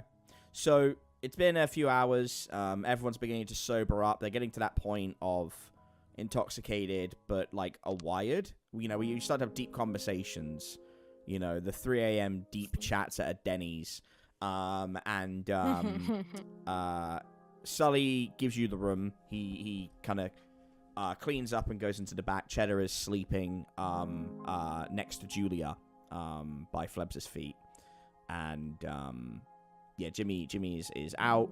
Lily and Nolan are gone. The Magister's gone. And Kruger and Nish are probably nearby. I think they would be nearby. I don't think they'll step in. I think they know this is a private sort of affair, but they're there if you want them. Wendy is sort of sobering up, just sitting quietly, and Endicott is when you guys mentioned the Gravediggers, just sits there and kind of listens and is only really going to be there if you want to talk to him. So I'll let you guys just go for it.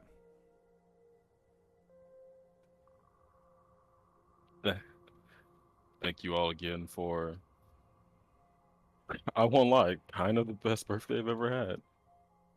And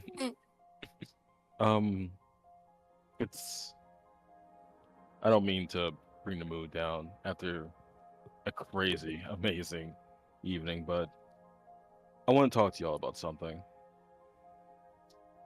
We all survived the woods, survived Mantis Bay, now survived Hotel Inertia, and starting to think that we barely really know anything about each other. Really hit me back in the courtroom. The Gravedigger thing. Ooh, spooky. Sorry.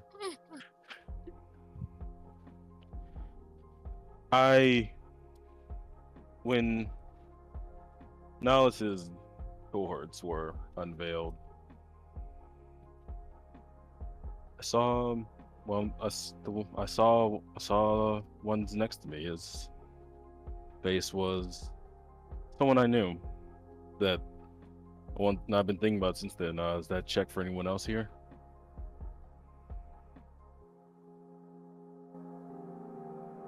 It Yeah. does to me. Yeah. Yeah, definitely. Someone dead? Long dead, Oh. yes. Of course.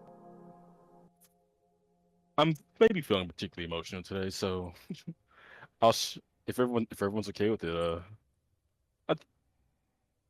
I'll share what I saw. I'll share why I had the moment to just freeze in the courtroom.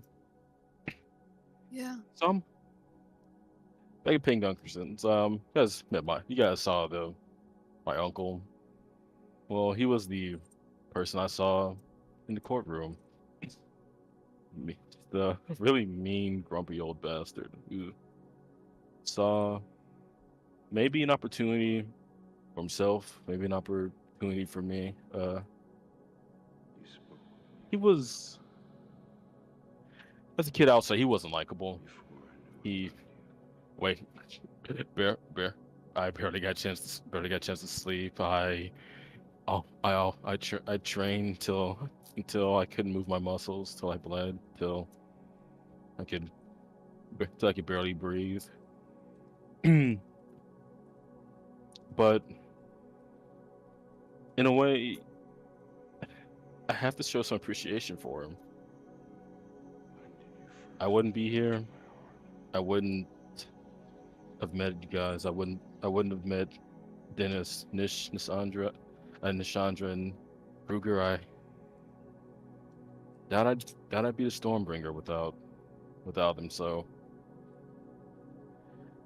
I don't think I have in my adult life any bad words to say about him.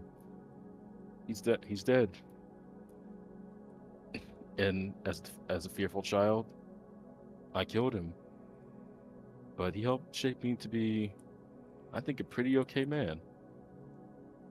And for that, he has my gratitude.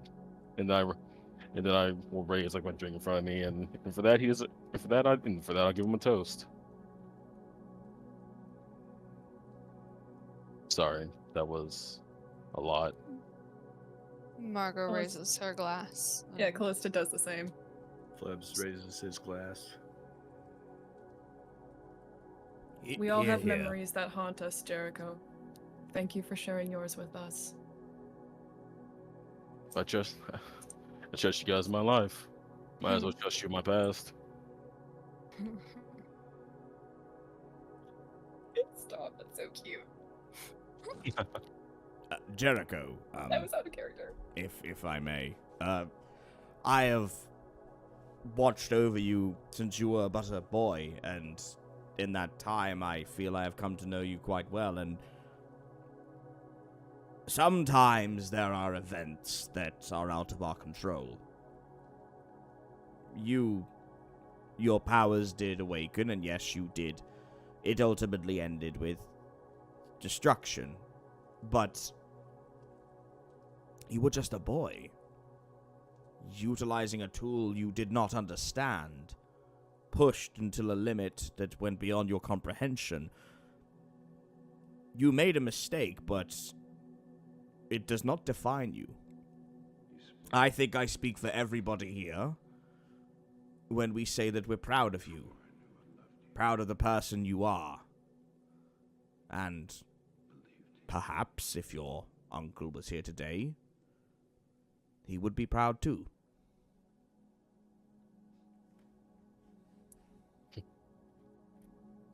I surely do hope he would be, Magister. Oh, please, just end the cot. That's weird. It's getting weird. Laughing character.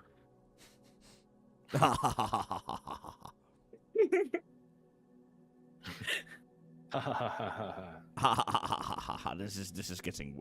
I'm going to take another half if you don't mind. Up away. We wouldn't expect anything less. But you all saw something within the Gravediggers. I know James is gone for the moment, but I am worried for him. He impaled one of them on his fist, and the look on his face when he saw the woman behind the mask was that of someone who has had their heart broken. Am I right to assume that this is a similar fate for each of you? Mr. Taylor, what about you? Yeah, completely heartbreaking. I May didn't I? want to see my mom like that. That was your mother. Yeah. Of course, Nautilus was always working to bring her back. Sicko. I'm sorry, my boy. What can you do? Margot. Yeah. Who... Forgive my pardons, but who did you see?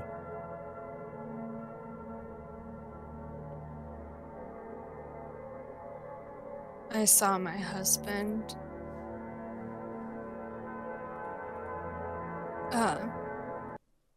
Nathan. He was everything to me, and seeing him like that was just too much.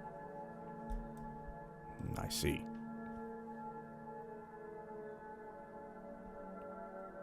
I'm sorry. I don't know the circumstances, but you mentioned before that you had a reason for being in Sturgeon. Revenge, I can only assume. Yeah.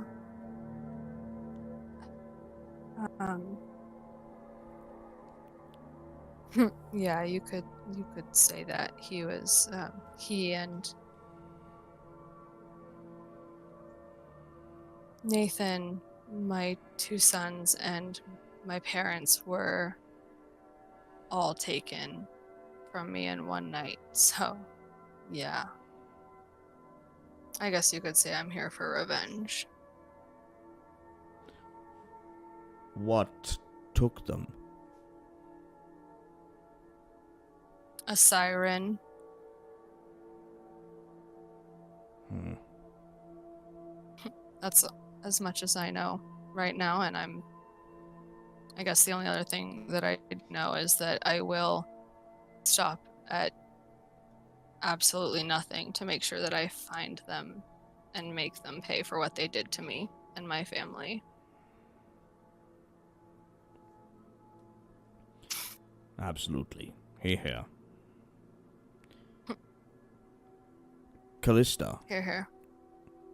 last Here. but not least.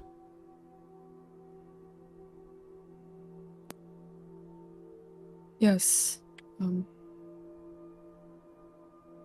I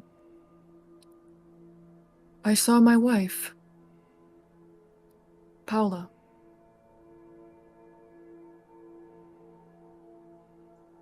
I see. She passed away so long ago now. It feels like it happened yesterday still, somehow.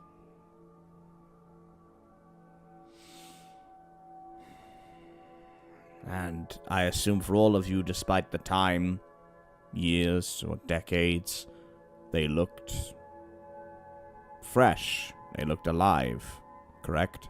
Like the last time I saw him. Hmm. Exactly like the last time I saw him. Not quite for me, but she did look. She looked young again. Definitely look like someone who's been dead for about 15 years. Yes, and therein lies the problem. The gravediggers, they cannot be reasoned with. When they recruit from the heart. I don't think you need me to tell you this, but you will have to face them one day. To conquer the true controllers behind them, you will need to conquer them. And it will be hard. Do you know what we need to do? Or how we can do it? Roll. What would you roll for that? What would you roll for that? Let me think. I mean, it wouldn't really be manipulate someone, because if he knew, he'd tell you. Well, no, yeah, roll to manipulate someone. Something tough or sharp would be great. Okay, fine.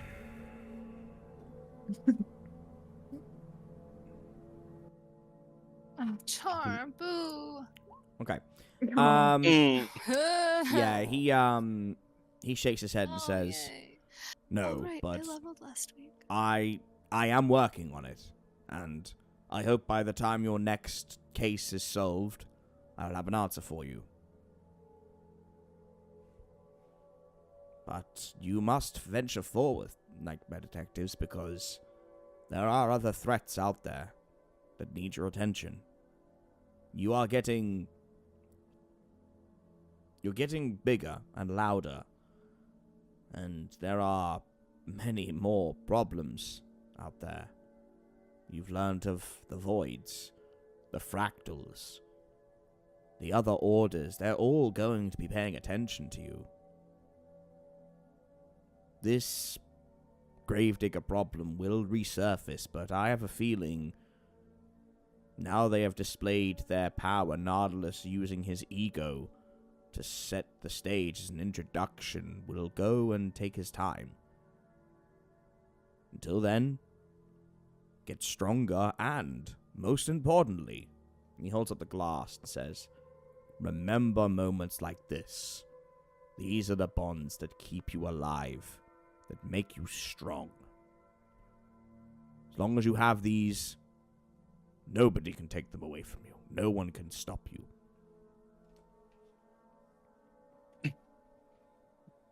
You're right. And just Jericho hold up his glass. Cheers to that. Cheers to the night. Cheers. Cheers. Here's to being some of the strongest fucking people I've ever met. Here, I'll drink to that. Still holding up his glass, Jericho will look at Flebs and say, I still plan on honoring our agreement. I won't kill him, but Gnarlis will answer for what he did, for what he's done. Oh, he will, and thank you. I appreciate that. I feel like I should just kill him. It should be me. So Cheer across the bear, your kill. that's right. Cool. Anything else you guys want to do in the scene?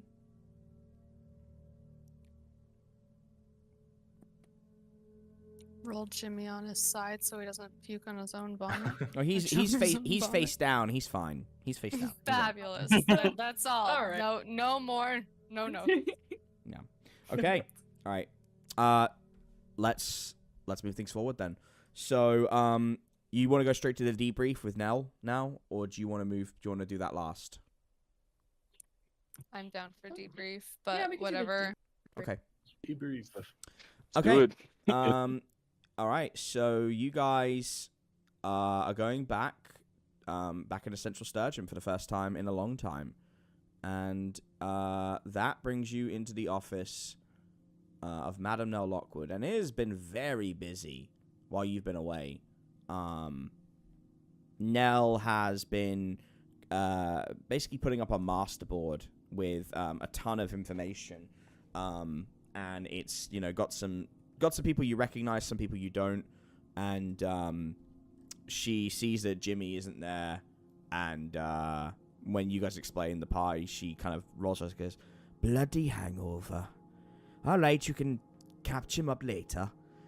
All right, take a seat, detectives. Well, I assume that you had a good time in the hotel." I suppose that's one way to put it. I Good. wouldn't necessarily describe it as a good time. But... Well, you That's can either great. be a positive or a negative. You can either say it was a good time or a bloody miserable time. But did you learn something? I suppose that one's for sure. I mean, yeah. Yeah. Then you didn't come Big back learning empty-handed, and it was worth it. Well, being worth it and having a good time are two different. No, what? I'm not getting into this. Jericho, look, I know you've had a bloody difficult time of it. But if you don't take that grief by the reins and show it who's boss, it will own you. Do you understand? Fair point, madam. Okay, so let's go through the basics of the hunt, and we'll see what experience points you get. Let me get the I need to get the manual up for this Margot bit. did level up last week. All right, just to- so let's look also- at your leveling up did as I. well. All right, so we're going to do that at the same time because I'm conscious we got about an hour and a half. We're fine. All right, so let me get the manual up real quick. This is super important. Yeah.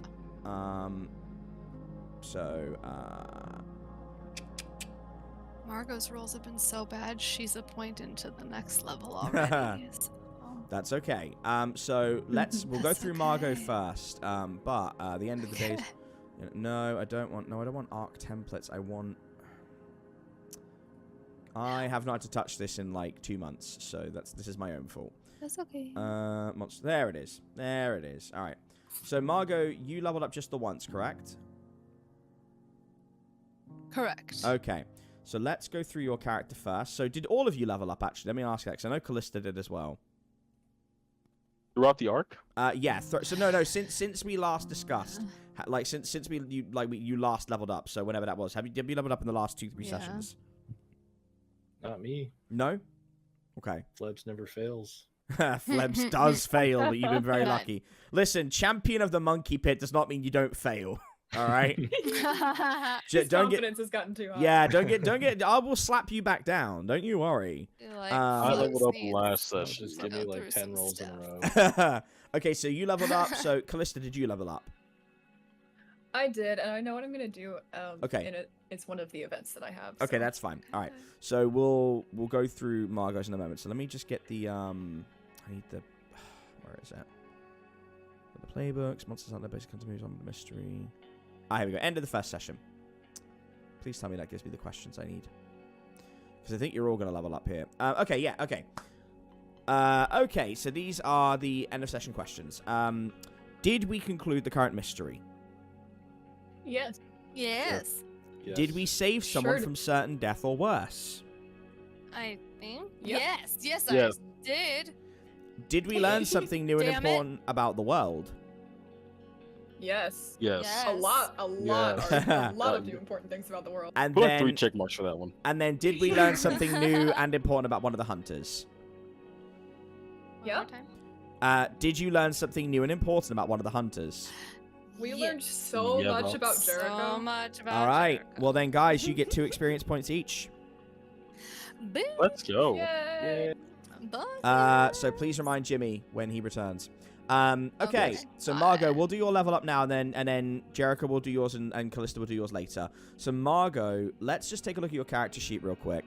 So Those 3 white boxes are into that's the okay. next level. Yeah, that's just what I so figured. You know. All right, We're so- going backwards. So you've got all right. So you have okay. This is your okay. Hold on, just a second. I need to DM you something real quick Mhm. because Okay, um I get it.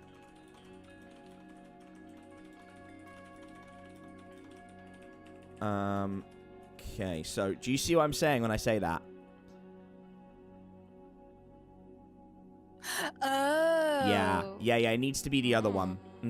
Sorry, we're just going through something for the interlude that I don't want to spoil. So you've added. Oh my God! Everything is. How have you? What? Oh no, you're at the bottom. What Okay. do you mean? Oh no, it's fine. It's fine. I'll fix it. You've done something when you were trying to level up.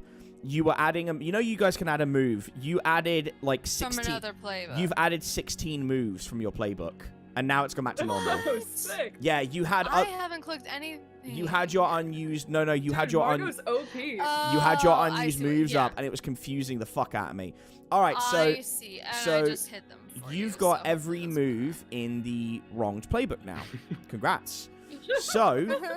what are you taking? Nailed it. What playbook are you taking? So you can take another playbook, or you can get a Haven, which I don't know if you're one. So. No, I don't think so. I think I'll probably just take another move from another playbook. Okay. What? Do you want to have a think on that and then come back to me?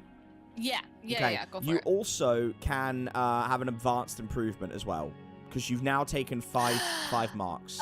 So if you want to do hold that on. instead of Give your me a minute playbook, to think on that. yeah. I will So think on that. have a Give me think on it minute. and come back to it. All right. So Nella's sitting there and she's listening intently, and she makes a mark about the gravediggers and says, "Well, it seems like Endercott's already gone through quite a lot of it with you, so I won't bore you. If I'm honest, I'm most interested in the concierge. What was it you said she said before she changed?"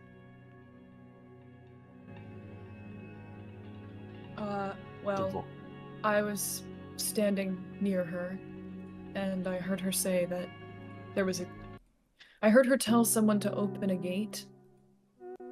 Open a that- gate? Did she invoke a name? Hold on, I have the exact quote. It's Mother Accumulator. Oh yeah, okay. Yes, Mother Accumulator. Oh. I see.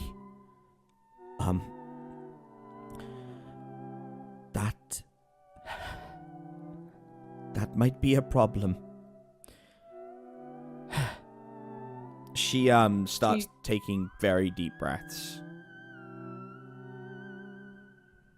She said only the voids can open the gate. Do any of you want to But roll for that, by the way? When you say that, do any of you want to roll to find out more about it before asking her, or...? Oh, yeah, I will. Okay. I would like to. Okay. And why don't you all give me a sharp check, then? And Flebs can do I've never read about this sort of thing. Although Flebs is probably lost in Nell's eyes, I'm sure. Okay. Yeah. Sick. Off me. Nice. Okay, Margot. Look. Wow. Flebs, you are so Let's go. Flebs, you are so lost in Nell's eyes. You get a boner. No, I'm kidding. I wouldn't do that to you. No. You're just Out of character. Yeah, you're very lost in the moment. And you get an image of JJ, and you get an image of the concierge, and then you get an image of something else that enters your mind, and it kind of shocks all of you except Flebs. And Nell looks at you and says, "You see it too? Well, that means the timeline's moved up." All right. A couple of things. The first is, you need to go and train. The second is, the voids are... Well, you know I told you about how my origins came to be in the prison with Bark and my father. Yeah. That's what these things are. And it seems after nearly 20 years, they're coming back. As Lady Death told me they would. Callista, when we're done here, I suggest you have a conversation with your lady. A serious one. Because you think the gravediggers are a problem. You think the fractals are a problem. No. There are things out there that are so beyond your comprehension that it doesn't matter whether you have the abilities of divine gods or the powers imbued by an order of spellslingers or the cryptid compendium or just pure fucking rage. Some things are just so powerful they can snuff your life out with nothing more than a look. But you've taken down 2 of them now. And they're gonna come for you. She gets up and starts getting a bunch of papers together and their application forms, and she starts filling them in while talking. Okay. This is what's going to happen. In 3 months, you are all going to be entered into the Nightmare Fighting Tournament. You're going to compete. You're going to get stronger. You're going to take out the champion. And it's going to put you on the road to being ready. And in the meantime, lucky for you, there's a case that needs your attention.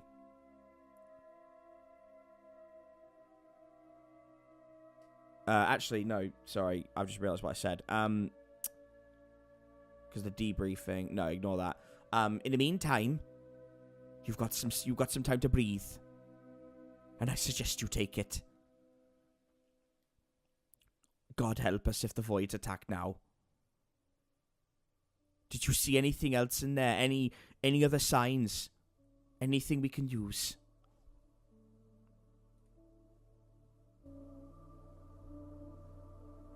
Callista, glances at the others. And, kind of makes eye contact with Jericho and mouths the word tarot. As if, asking if they should tell her about the tarot cards.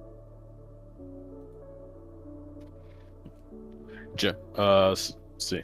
Jericho will take out his two tarot cards and put them on the table. Turtle gave us these. Yeah. We all got them. Mm-hmm. You met Malachi, didn't you? We met did. Malachi indeed. Yeah. I see. Do any of the symbols or predictions mean anything to you? Any of you? I got the Hermit. The Hermit. Do you mind if I take a look? Sure. And Flebs just hands the Hermit card. just as a reminder as well for when she reads yours, and it says, "You have been blessed with remarkable insight, yet you are unable still to see the greatest secret under your nose. When you learn the truth, what will become of you?" Do you... Flebs, do you know what this means? Any ideas?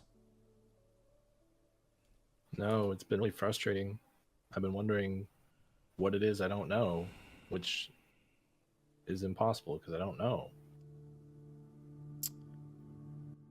It looks like So, you're going do to you have to... know? No. Well, you... well, No. no, maybe she would. You can roll for it. Actually thinking about it. Okay. I shouldn't be that quick. Yeah, roll, Yeah, I guess manipulate someone. Doing a lot of manipulate Should I rolls today. level up before I roll? Oh yeah, shit. Of course. Sorry. Yes. Let's get that. Hold on. Can I do a staff point? Yeah, of course you can. Remember, you guys are Charm. nearly at your 5th levels now, so start looking at advanced improvements as well. Just a reminder.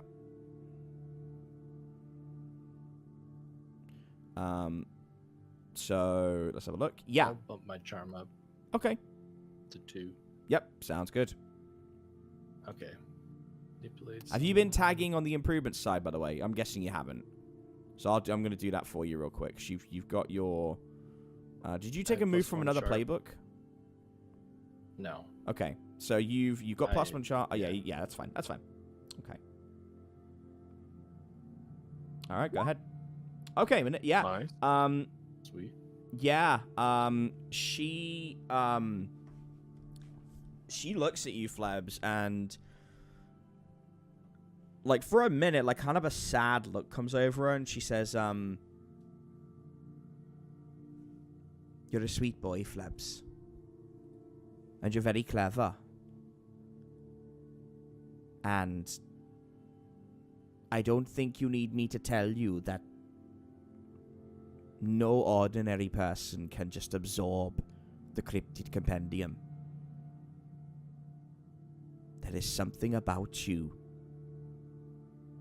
that terrifies me. And What? it's not a negative that repels me, Flebs. It's the honest truth. I sense something in you. Something different. And I think soon you're going to find out what it is. And all I can tell you is that book, Flebs, that book can only be passed down through the McGraws and the Lockwoods, and you are neither. So there is something within you that allows you to absorb that book, and I don't know what it is, and I've been scared of it since you showed up at my door.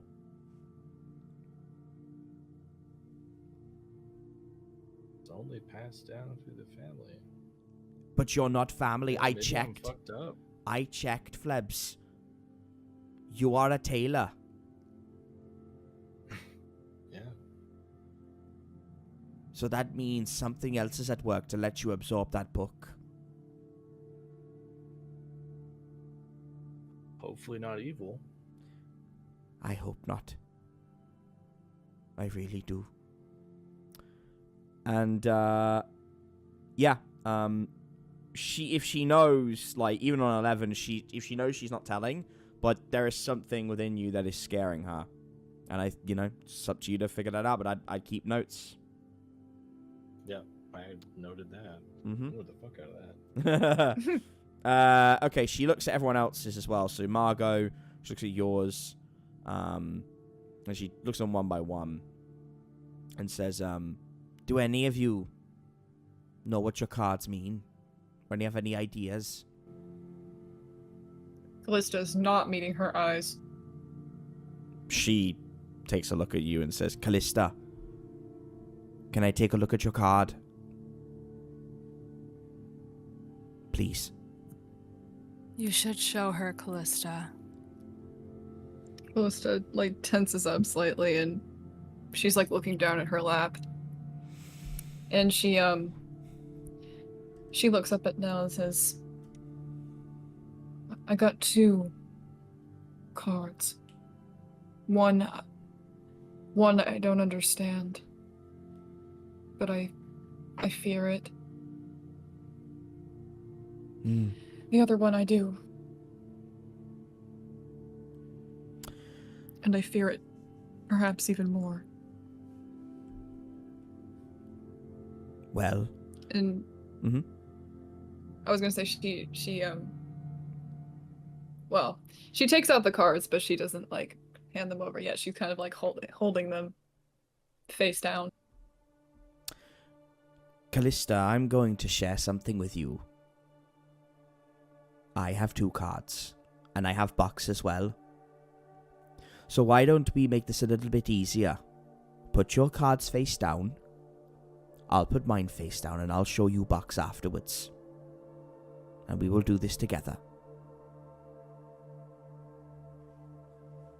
Callista, like, kind of presses her lips together slightly and seems to be thinking about it for a couple seconds, but after a moment, she slowly lifts the cards up face down on the table and slides them slightly forward. Okay.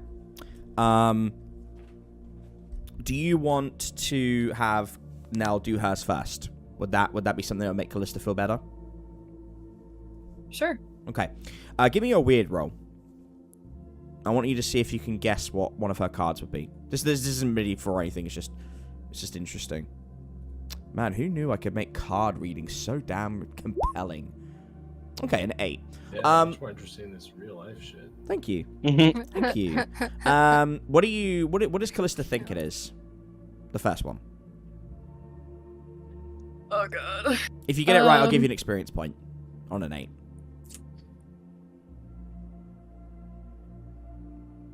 I'm trying to think about what other tarot cards there are.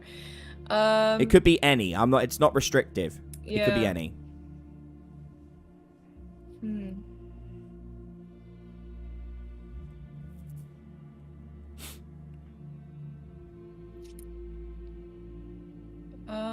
Do you want me to read you the card list to make it easier so you have them, like, so you know what's what? Yeah. Okay, so, from the existing arcana, there's the Magician, Manifestation, the High Priestess, Intuition, the Empress, Nurturing, the Emperor, Leadership, the Hierophant, Teachings, the Lovers, Duality, the Chariot, Endurance, Strength, Courage, the Hermit, Introspection, Wheel of Fortune, Luck, Justice, Equity, the Hanged Man, Pause, Death, Transformation, Temperance, Patience, the Devil, Obsessions, the Tower, Upheaval, the Star, Hope, the Moon, Illusion, the Sun, Abundance, Judgment, Reflection, and the World, Completion.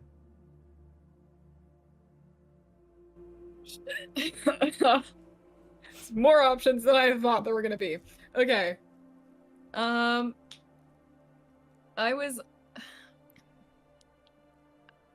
mean, this is just a guess, to be honest, but I was thinking for her either,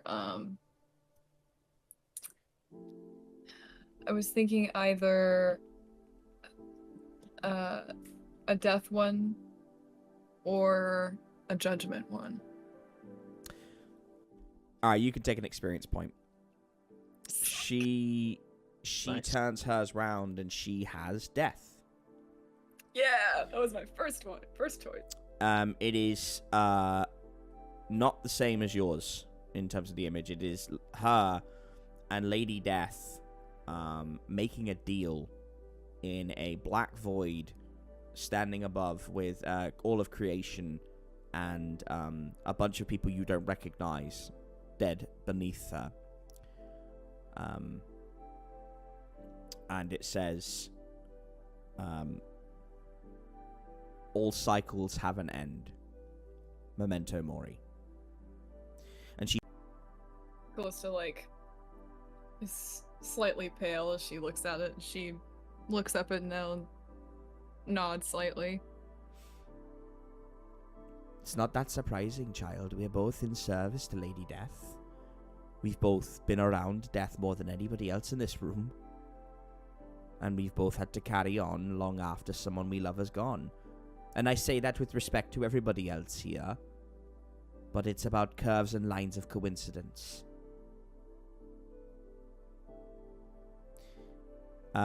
Second card. Did you want to stick with judgment?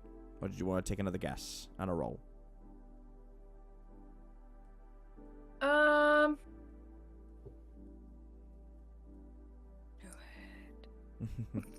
Take another guess. Okay. Give me a roll.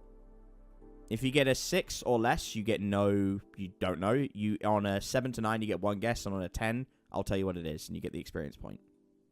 Okay. And the last card I'm going to open up to the other 3 of you. Don't worry. Okay. You get one guess. Okay.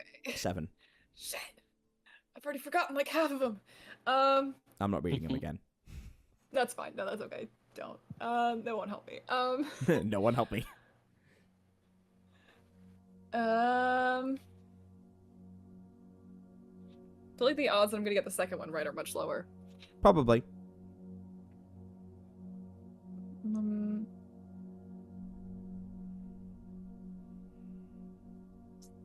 Leadership? What one was leadership? Oh, the Emperor? Okay, no. Okay. She turns it over, and it's the Chariot. I know it. For endurance. Oh, you should have said something. Why did you? How did you? leveled up. What made you know it? What made you think that one? Based on the flashback we had of younger now, and some of like the more like kind of connected to this whole like fighting like the greater fight motif. I was like, it's gotta be endurance. Okay. Yes, it One is. gold. It is, and she turns it over, and it is 2 sides of the same person. So it's a young Nell and an old Nell, and they are, as it's being twisted, they are sort of showing that those side profiles.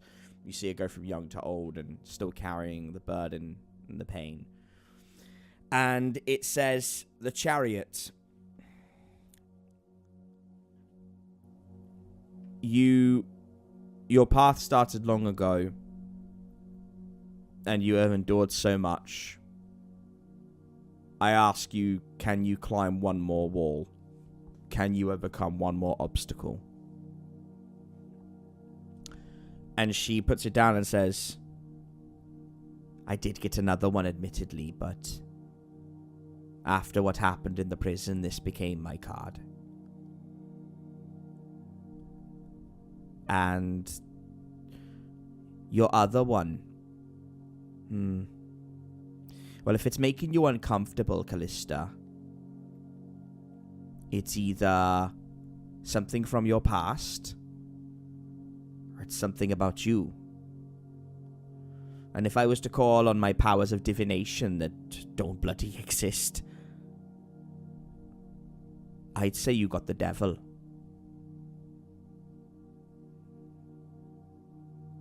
Callista like winces slightly and flips over that card to show her. And she looks it over and sees the creature, and her eyes kind of like flash for a minute, and she smiles and says, well, it seems you and I are quite similar, both in countenance and in history. But Callista, it will be okay. And she actually puts her hand to your forehead and says, peace.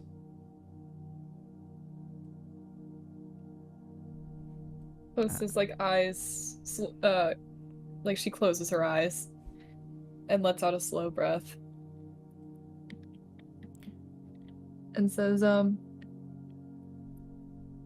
I hope so. that just leaves one last card. How about the rest of the detectives take a gander at it? And, yeah, if you guys want to roll for it, get that sweet experience, go ahead. What are we rolling? It's a Oh, weird roll. Weird roll. Thank you. Oh, yay. I have 0. Ooh, Jericho branch. Oh, that's not poor Jericho. Jericho just getting everything. Okay. Oh shit. Callista. No, Callista. Twice. Callista, you are banned from this one. I should have mentioned. You already got 2. So greedy. Our advanced successes I got one also experience last. Our advanced successes also experience? Yeah. Wait, no. Only failures. You only level up on a failure. Oh, Yeah. okay. Well, Okay, Jericho never got mind. Jericho got the complete success, so I have to give it to Jericho. What do y'all think it is first before I reveal this? What all 3 of you? I want to know your guesses. Out of Which tarot like card? regular This tarot is Buck's. cards? This is Buck's tarot card from the regular list, so it could be any of them, Oh. except obviously the Chariot, and Death. There's the only 2 it can't be, but it could be any of the others. What would you guess it is based on what you know?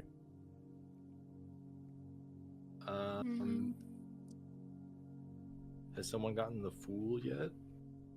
No, but it doesn't have to be I one that don't no one's think gotten it's yet. That one. That's okay. Do I get to guess this? You can guess, but I'm not giving you the experience. It's like Trevin's gonna get the Alright. experience, but I'm reading through them Um, super fast. I need about a minute. Is the full list in like one of the channels or Roman? I can put it. Hold on, I can put it in there. Hold on, I'll put it in there for you. I should have asked that first. damn That's it. okay. There you go. There you go. Has anyone gotten the Hanged Man yet? No. Just about to say that out loud. I was gonna Nope. say the Hanged Man or the Lovers or what was My it? guess was the The Lovers has already been. Yeah, Yep. upright So Lovers. again, remember it could be any of them. But Okay. you said it didn't matter. Yeah. No. That's Or what the just, Tower. Yeah. No. Just saying who's had what. Okay. Okay. I was gonna say I'll guess the upright Hanged Man. Lovers makes Jericho. sense, or the Hanged Man. Okay. The makes Star. sense. Okay. Let's see. I was gonna say Lovers or Tower. Hmm. Or the Tower. Yeah, that's exactly what Okay. I'm reading through. The Star, the Hierophant for me. This- Are we all reading through the same list? Yeah. Yeah. Is this all in the same You are all wrong. But that's okay. order? Sick. Yeah, Is it the one at the whatever one is at the end? It is the world. Oh damn it! I thought about that. Which is ironic Oh. that Jericho gets the point because Jericho also has the world, and she shows it, and it is it's a single circular Ouroboros with 2 people in the center at odds with each other. A young man, a young black man with a fine beard and like an Indiana Jones style outfit and a Stetson, at odds with an entity with spider-like appendages on his back, and they are locked in combat. And it just says, the world reversed. Begin again, begin again, begin again. And she says, and this, detectives, is why, of anything in Sturgeon, I'm most scared of what lives up there. And she points to the clouds and says, that's what we need to fear. Take some time. Relax. You've had a long ordeal. And be ready when I call you.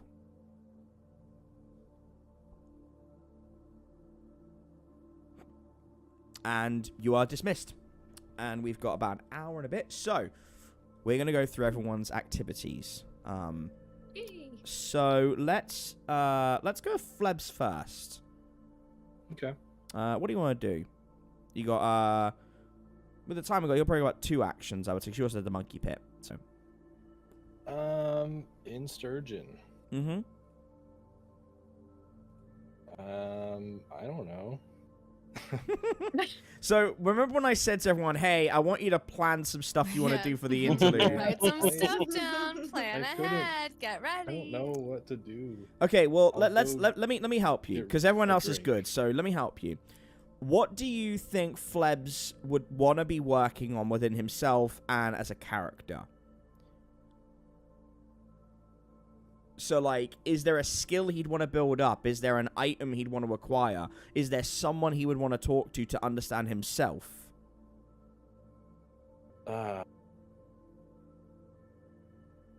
No. That's also I okay. think If you're I happy think- with where it's at. You don't Well, need a I'll just- costume change? Yeah, I could use a costume change. Flebs just wants to take one action and just Okay. get on a computer Mm-hmm. because that's his home. Yeah. And second action will be a wardrobe change. Okay. All right. So let's. I'll give you some mid-journey stuff. Yeah. We'll do that. We'll do that off screen and get that ready for the next session on Wednesday. What do you want to do on the computer? Play games. Okay. Anything in particular? Star Citizen. Of course. Okay, you go to the internet cafe in downtown Sturgeon. And there's like a few people, some with good hygiene, some not so much. No, thank you. Well, It's important to listen. me. It's an internet I It did cafe. find really that is a immediately. coin toss, Flebs, and you know that. Yeah, I mean, if you've been to a Yeah. Magic the Gathering, come on now. Like, you know, I mean, when you go to any Smash tournament, they now have to put outside, especially in America, you need to bring Wear deodorant and deodorant. wash. Yeah, so it's got a musk about it. And That's you been happening at con since I was like there you go. 18 or And- 19. And you gotta you begin to be very thankful that the people around you all wash regularly. Yeah, you go and play a game. And I want you to give me, Flebs, I want you to give me an act under pressure roll, please.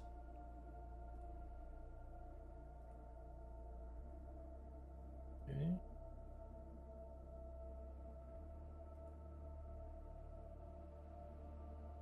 Oh my god. Okay. You're Um, fine. Your game, you're in the middle of a long session, and you've only gotten up to pee.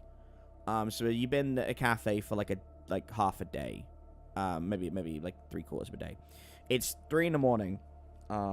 And the gang are off doing their own thing, and your game short circuits in the middle of your run, and a message comes up that says, "I know what you are. Do you want to know the truth?" And the little keyboard, Oh. the little light just keeps blinking, like, you know, like on an old computer would do. In fact, actually, I say old Yeah. computer, they do it now, where, you know, where it's just like waiting for your input.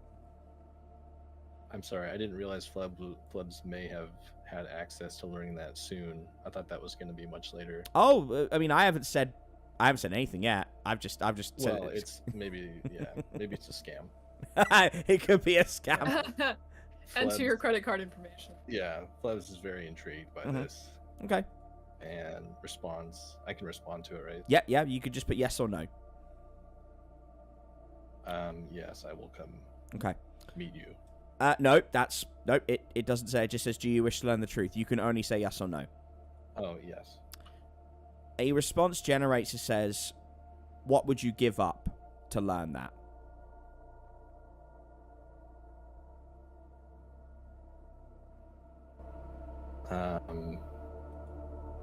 A lot, but not anything living. Like Julia. I think you can probably give a 3-word answer. That max 3 words.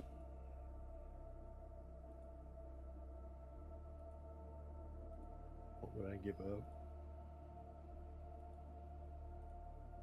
Things within reason. Okay.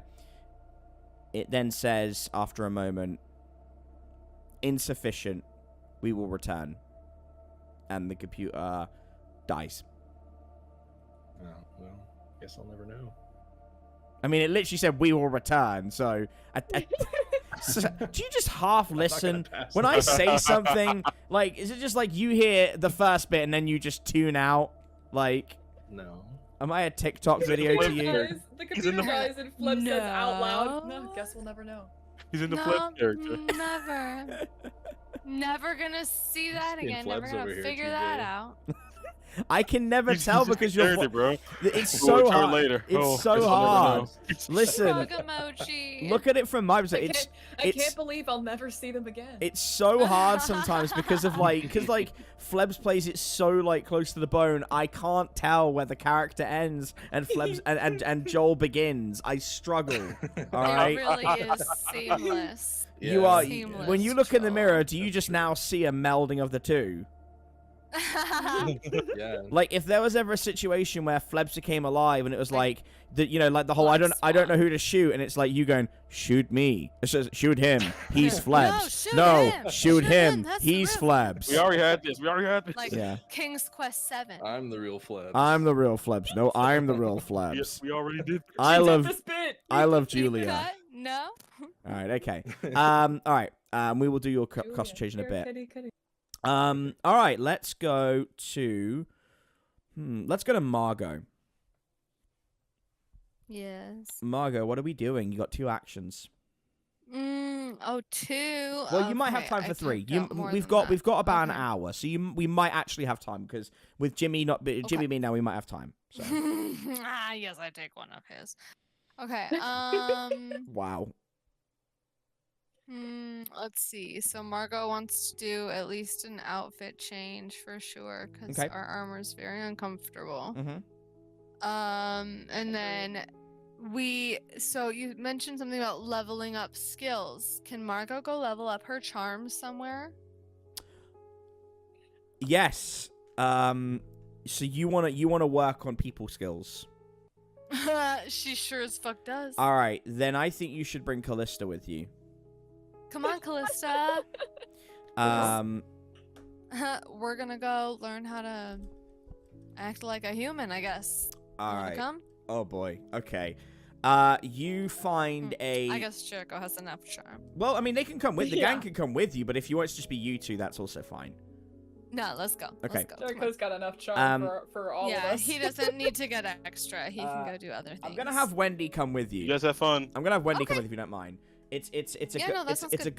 girls' night on the town, and you find this little side area, and it's Dr. Good Doctor's Good Person Clinic, and something This totally seems legit. something draws you inside, and it is a rinky-dink little little ramshackle, and there is a there is a bell that you can just like ding to like kind of let anyone else know you're there. If it, and then Yeah, Margot kind of saunters up to the counter and dings the bell. Why Okay. the fuck not? okay, so there's a ding, and sure enough, someone comes up and is like, it literally looks like Dr. Frankenstein mixed with Igor. And he's like, Like "Hey." Gene Wilder, Frankenstein, or someone uglier? He's kind of got a bit of a hump to him.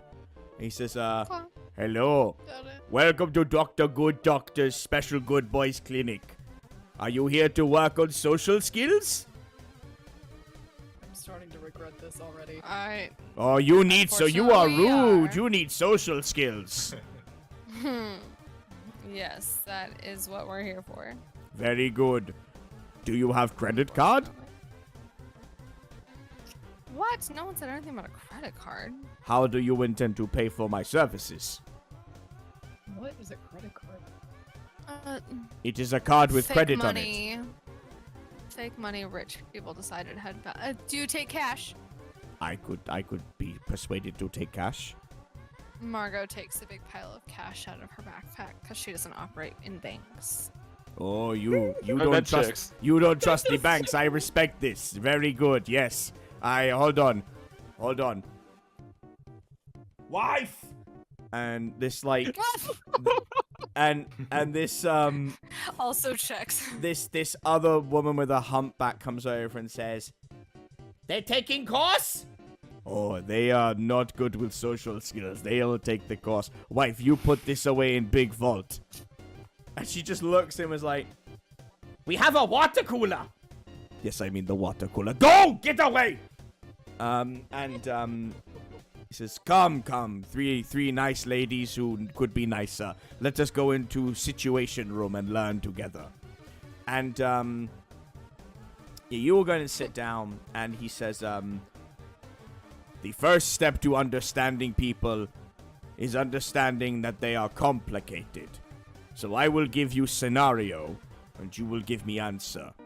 And through this, I will grade you, and we will come to understanding, yes? Yes.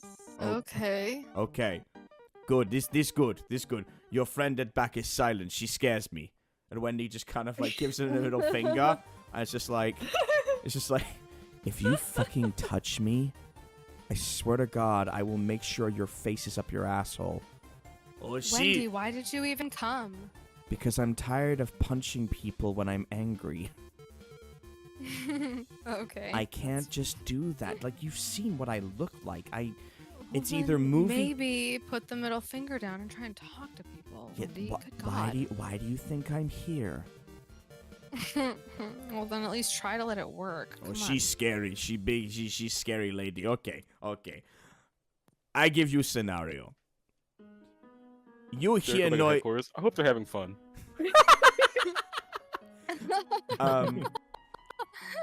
He's imagining something It's very going different. I think. fabulously. Yeah, he's okay. imagining a pillow fight or something. Yeah, it's literally like it. Yeah, it's like a. He thinks of it as like it's a girl session, little like having a bit of fun. Or like at a like- spa or something. Yes, that's- facial masks. Yeah. That sounds nice. Good for them. Okay. I'm glad they're enjoying They deserve their it. girl time. You. It is late at night. You are in pajamas, very comfy, very nice. Yes. You hear noise outside. It sounds like bird has been hurt by other animal. What do you do?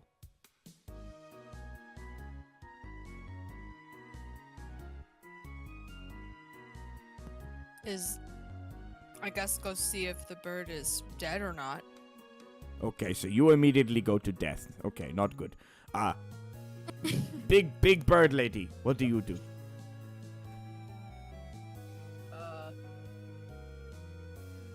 Look out the window. Okay, so you do not inspect when you hear cries of... Okay.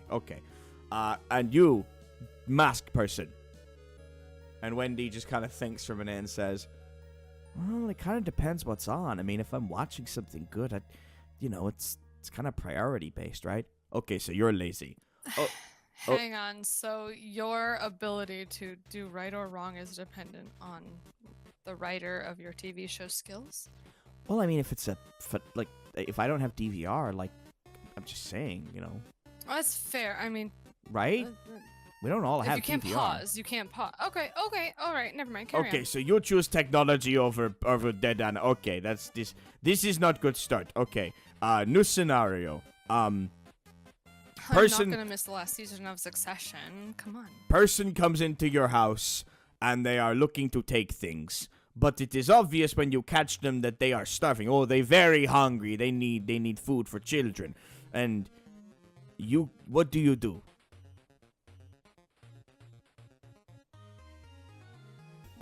Callista. Yes, let's start with bird one. I went first last time.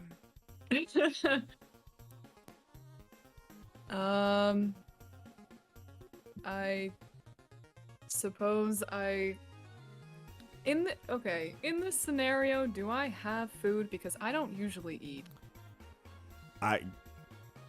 What? This is good question. This is moral. Interesting to think This is about. moral quandary. If they come for food and you have no food, then there is nothing to steal. Okay, new scenario for bird lady. They coming and they looking to take. They coming to take valuable. It's very valuable, but it is to give to salesmen so they can feed children. Is this good?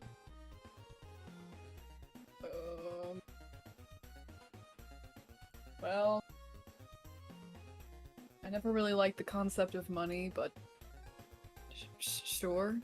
So you okay with them stealing from you? This good. Okay, you showing empathy. It's not stealing if I give it to them. No, but you catch them in the act of stealing and then they explain. So it is starting as stealing. Yes? I guess so. Is deep moral quandary. Yes, okay. You redheaded one.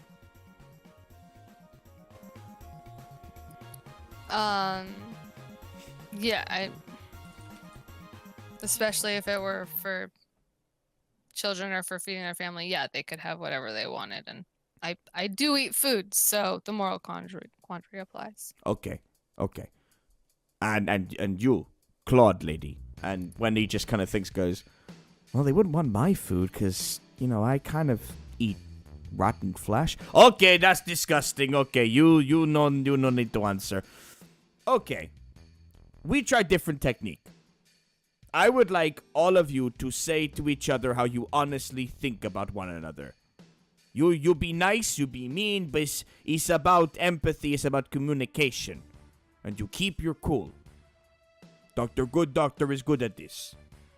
Are you kidding me? No. You want I'm to gonna be need better go socially? last. I fucking guess. Okay, hang on, real quick. Time out here. Are we sure this is worth? I am paid by the Sure hour. this There is is no worth- timeout. Yeah, you kind of already gave him money. Yes, so... I am already. He's We're- already we're on way to already old here. country. All right, fine. My all right. cousin will be driving a Bugatti by dawn. All right, then we need to get through this as quickly as possible. Someone get emotionally vulnerable quickly. It's not about no. See, this is the problem. I sense that all of you only communicate in comedy quips or severe drama. This is no good communication. This is not how human being. You okay? Let me show you example. Wife, and wife comes in. I show you how normal social interaction goes. Hello, wife. Sure, go ahead. Hello, wife. It's Dr. Good Doctor. Have you had good day? Yes, I have had good day. Have you had good day? It's been nice. I missed you. It's nice to come home. And sometimes I miss you when at work. Oh, I miss you too, but it's nice to have space. Yes, it is nice to have space. Okay, goodbye, wife. Go. You see, I have expressed my feelings. I have displayed vulnerability. She has accepted vulnerability, and she has also expressed comfort in me not being there. We have better understanding. I go home. I have great sex with wife later. It's good. I have a hard time believing that was entirely authentic. Would you like to see me have sex with wife to prove authenticity? That is extra fee. Not We'd have to pay Not for it too. You- No. Yeah, no, I'm not wasting Bird that. lady, Not you think necessary. I offer my body for free? I am whore, but I am whore that needs alright. to be paid. Is simple. Yes. I don't have I anything don't else know. to say to that. I don't know what we've got. The way you Anyway, communicate no. does not need to be severe vulnerability. In fact, I do I'm not want to be happy here you for and your that. wife are happy. No. but Let no us get thank back on. Dr. Good Doctor is paid by hour. I do not want to hear you all do long diatribes about your deep emotions. That is not good communication. That is just monologuing all the time. Just simple. Simple, I like, I dislike, I appreciate. This is how you communicate with random person that you need. You say, I'm just gonna say, for example, exposition. You are detectives, yes? You cannot just walk up and say, I am detective. My whole family was wiped out. This is all my detail. Please feel bad for me. They not want that. They want simple, relatable answers, yes?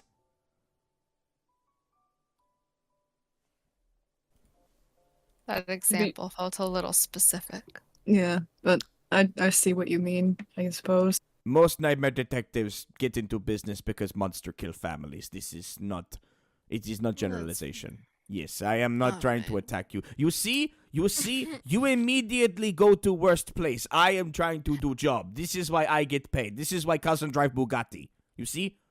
Okay. Red-headed one. I want you to speak to Claw Lady first, please. Well, Blonde lady, Wendy, I haven't gotten a whole lot of time one-on-one with you, but what I can tell you is I can see that you are the type of person that will sacrifice anything for someone that you love or for your family, and I can resonate with that, and I hope you're someone that will join my team because I feel like you're someone I'd want on my side and that I could trust. Well, damn, yeah. I mean, you're kind of that badass, redheaded, you know, the mean bitch from every movie who kills everybody, and I look up to that. Yeah, you're a bit abrasive, but hey, that reminds me of me. You know, maybe that's why we clashed a little bit here, but you know what? I got your back, bud. And she puts out a hand and fist bump. Yeah, fist bump. Okay, this good. You'll see this simple, this quick. We move things along. That Okay, was very practically a social interaction. Very good. You socially interact. Da, da, da, da, da, da, da, da, da. Very good. Okay. Okay, yes, very good. And he grabs like a popper and pulls confetti over the three of you. It's good. Okay, let's keep moving along. You, bird lady, you go. You go to you go to redheaded one. All right. Margot. It has been fun. It has been fun completing these missions with you over the past however the fuck long we've been doing this. I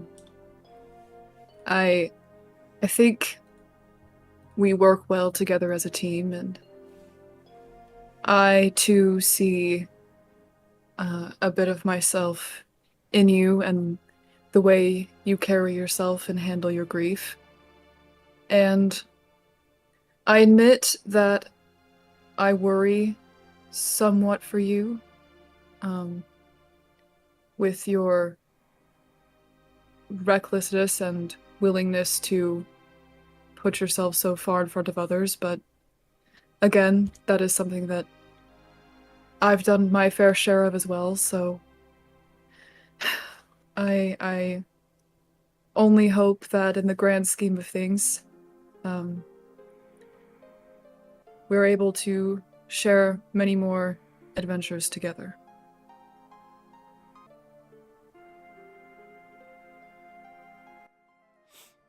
Is that good? This nice. This I was waiting to see. I did not want to interrupt tender moment. This very good. Bird lady, you do good. Very good. You want treat? You want that cracker? I have crackers. It's good. Again, I don't really eat You're food. an asshole. I'm not a bird. I am offering food to. This is okay. She's One not moment. a bird. One moment. Just because she has wings, you're generalizing. Winged lady, That are makes you an human? asshole. Are you human being? Winged lady, are you human? No, I'm Okay. not human. Okay. Do that people doesn't make her call a you? bird. One moment, redheaded lady. Do people frequently compare you to bird? Unfortunately, yes. Okay, I feel rest my like you're case. being backed into a corner here, Callista. Okay. You don't have to answer anymore. I see this redheaded lady as a you problem. If group is saying bird lady and I say bird lady, it does not make bird lady. It's assumption. Yes, I know it's not bird lady, but you make good point. I apologize, winged lady. I apologize. Thank you. Thank You- you. Okay, you want We cracker? were gonna have a problem. I appreciate. No. Oh, I mean, I would. You could kill me, but body will just keep repairing. I am corporeal beast. Yeah, but Oh, it feels well. like it'd be inconvenient, and I'm okay with that. Yeah, it's inconvenient. It's okay. I think you'd get the message. Yeah. Yeah. You want. Okay. One more. Claude lady. Can you offer me a goddamn cracker one more time? Yeah, It's just we being will good handle host. it if it happens again. Don't And worry, then like Callista. as he's saying that, this cat walks in, and it's got googly eyes where it's because it doesn't have eyes. It's got little googly eyes walking around, and he's just like, "Oh, Masha, you bring crackers. Good, it's good, cat. It's not really cat. Oh, fuck off. It's not Is he really trying cat. to cat? No. It's we call it cat. It's not cat. We don't. How much free time do you have? Time is concept is hard to explain. Masha Okay. not actually cat. We call cat, but it brings things to the doorstep and asks to be let in. Where the fuck are we? We are in Sturgeon. Everything's strange in Sturgeon. I am Dr. This is fucking you- weird. you That came much to- is true. You came to clinic for social nuts. skills, and my name is Dr. Good Doctor. I think problem may not lie with me. Okay. All right, fair point. Okay, Carry on. okay, let's move this bit along. You, Claude lady. And, Wendy kind of, like, stretches her arms out and says, you know, I don't do friends very well. People I met are either in another dimension or long gone, but I appreciate you.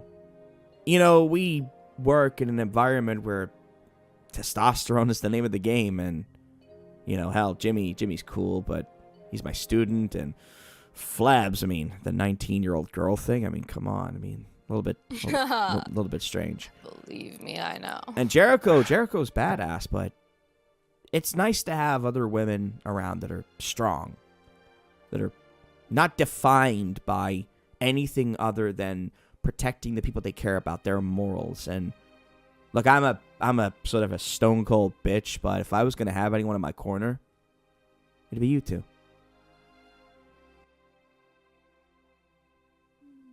And Dr. Cross like, he's good. He's so good. It's just beautiful. Wife, get in here. They're having moment. It's breakthrough. And they just clap and more confetti because they go, you pass. You get social skills. You're ready for world. It's good. You recommend Dr. Good Doctor. You go now. You leave. You all increased your social skills a little bit. All three of you, well, I say all three of you, both of you, and Wendy, if I remember, will have a +1 when you're manipulating someone for a good period of time. We did it! We did it! Yay! Yes, I am not one-time character. I will see you soon. Bye-bye, and shuts the door on you. Of course. See you later. I hope they feel accomplished. I had to love my charm for free. I hope they're having fun. Flebs and Jericho are like sitting together, like, oh, I hope they're doing okay. Doing.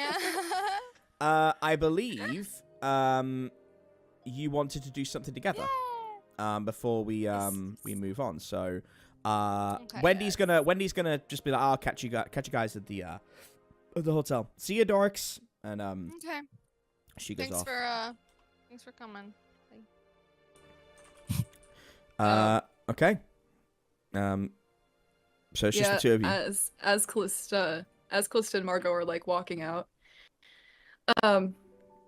Callista says, first of all, that was a very strange experience, but I appreciate you taking me with you. Yeah. Thanks for coming. I strangely feel like it actually helped a little. Like I was fucking nuts. Yeah, I have no idea what that cat thing was about, but you know, Yeah, whatever. Anyway. That's besides the point. Do you want to go do something? Yes. I've been meaning to ask you for your help in something. Yeah, what do you need? As a warrior of heaven for like millions of years at this point, I'm very used to fighting, and I'm also very used to being good at it. But recently, I find that my normal fighting techniques are not always not always on par for what we're facing, what we're up against, and I was just wondering. You need help. you need my help. You are a very good shot, Margot. But you need my help. I admit I have no idea how guns even really work. Well, because they're new and you're old and I can help. Callista like puffs some air up to her hair, like flips her hair out of her forehead, is like, yes, I need your help, please. If you're able. Since you asked so nicely, yeah, let's go. It was either that or an 80s makeover montage, so let's go. Is there a shooting range around here? Do you know where to go? At the thought.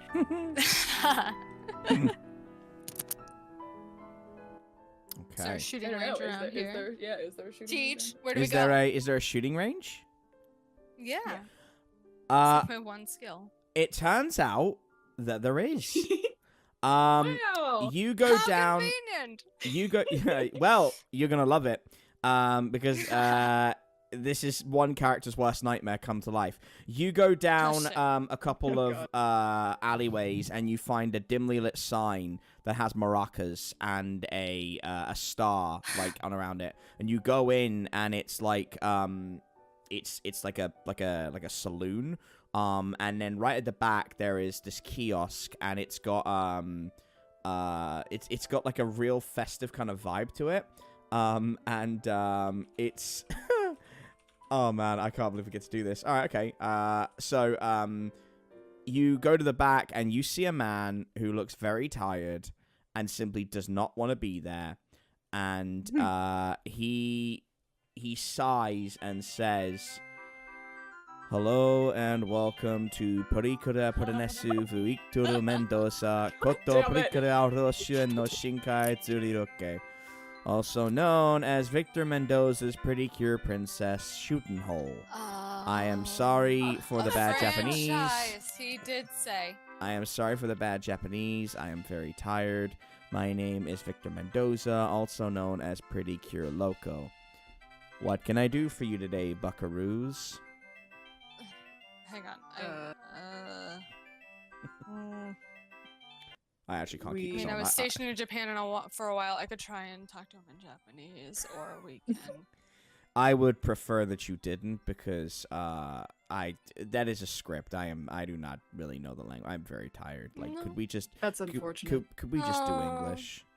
Like I do You're know boring. most Earth languages. oh, do you know? Hey, boring, wait. but Excuse me, ma'am. Do you know Mongolian? We could do Mongolian right now. That's my native tongue. All right, that's oddly specific. It's my native tongue. What do you mean it's oddly I've- specific?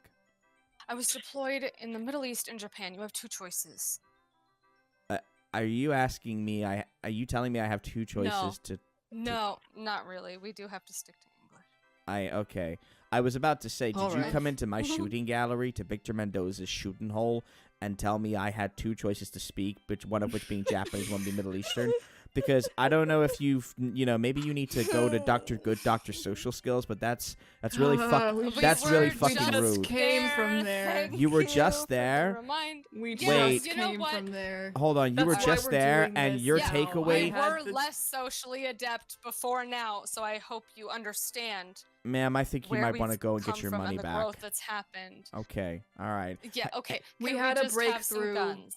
We did have a breakthrough. It was You want great. Can we have some And now you're guns? yelling at me to ask me for guns. This is not going well, is it?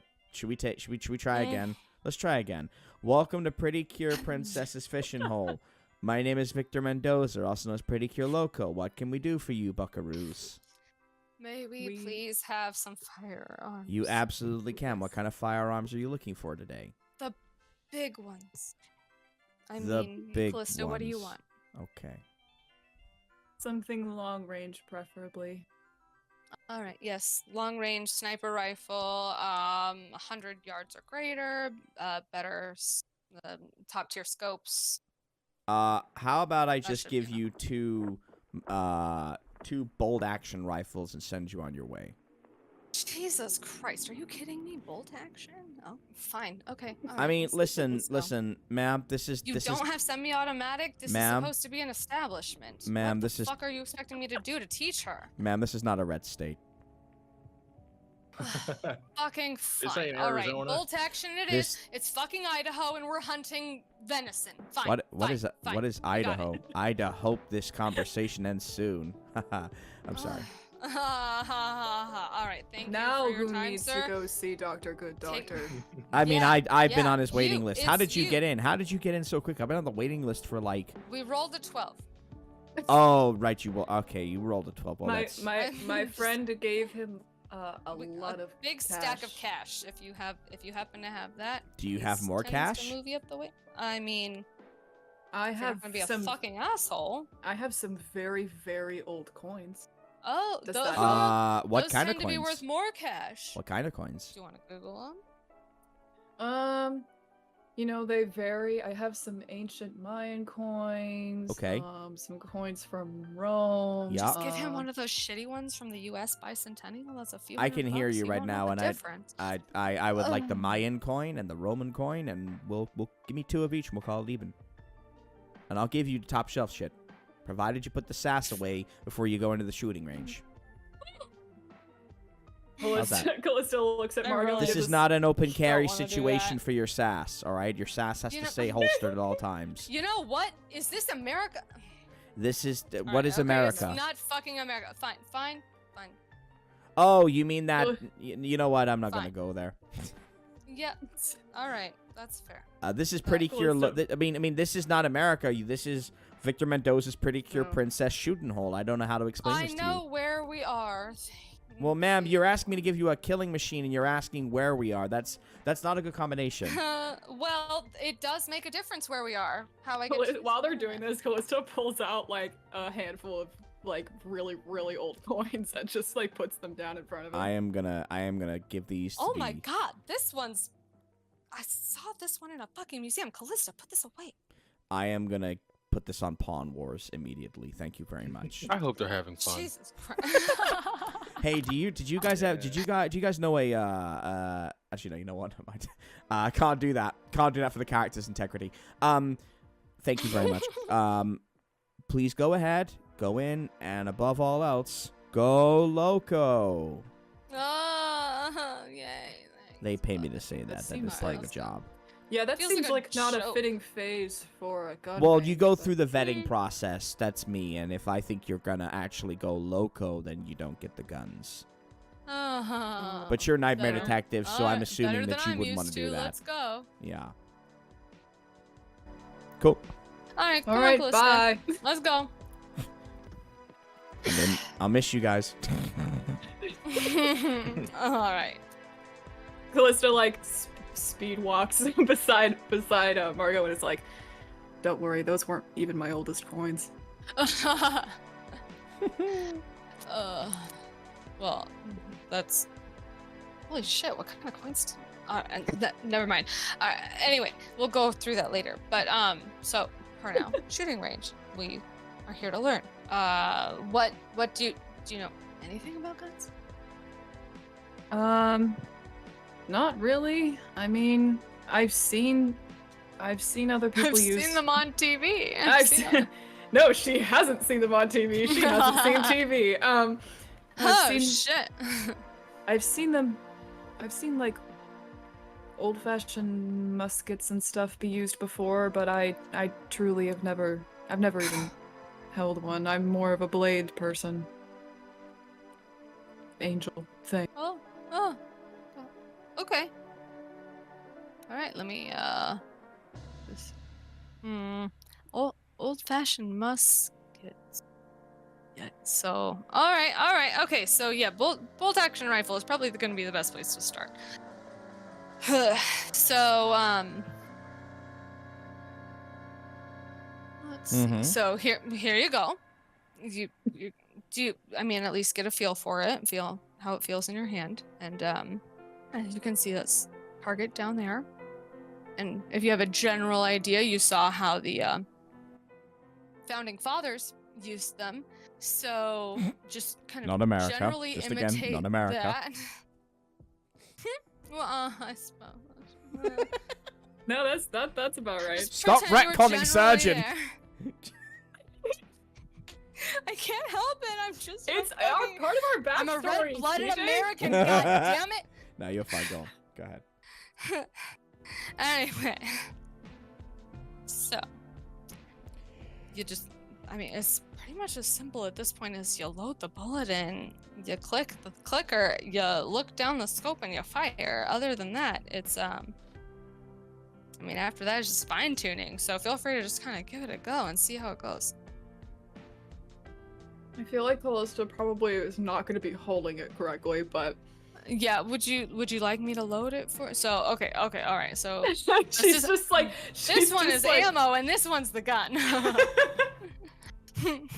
You open the bolt, you put the ammo in, you click the bolt shot, and then you just kind of suck it back here into your shoulder. You aim down range, look through the scope here, and I mean, you're kind of gonna ideally go for the center of the scope, and then breathe in, breathe out, and then while you're still breathing out, so you don't shake too much, you fire. And if you want to fire, give me a shot roll. Sure. Nice. All right. Ugh, great. Will do. It's gonna be embarrassing. I want to be mindful of time because we got a couple things we need to do. Okay, so an 8. Yeah. Okay, 8. That's not bad. Boring. You're aiming for the center, but you get just off the mark. So maybe go for like the upper chest or the shoulder. Still a good shot though. Yeah. And ideally you do better than that, but that'd still fucking knock him over. So it's really all that fucking counts. So I you're see. gonna try. Yeah, Callista like watches her do it and like mimics her stance and stuff. Like trying to do it the way that she's doing it. And does not. Yeah, I fucking love it. I mean, do I want this to be cartoony or do I want this to be, well, as funny as it'd be to have it be like a Looney Tunes thing where like it jams and you look at it and then it blasts in your face and like gives you all soot and smoke. No, you hit the shot and then it starts ricocheting and it goes through a side window and you hear, oh my god! And Victor comes out and is like, and like is holding a book which has got a bullet and he goes, "Is this your bullet?" How is this supposed to be a licensed gun range if ammo can just make it out of here? What the fuck? Ma'am, are you blaming me right now? I mean, to be fair, we're in a gun range. How did the bullet make it out of the gun range, sir? I mean, who was holding the gun and firing? Because it wasn't me.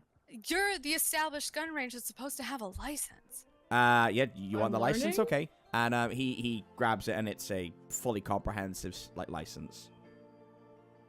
Any other questions, or do you want to keep asking me how I just survived a bullet shot?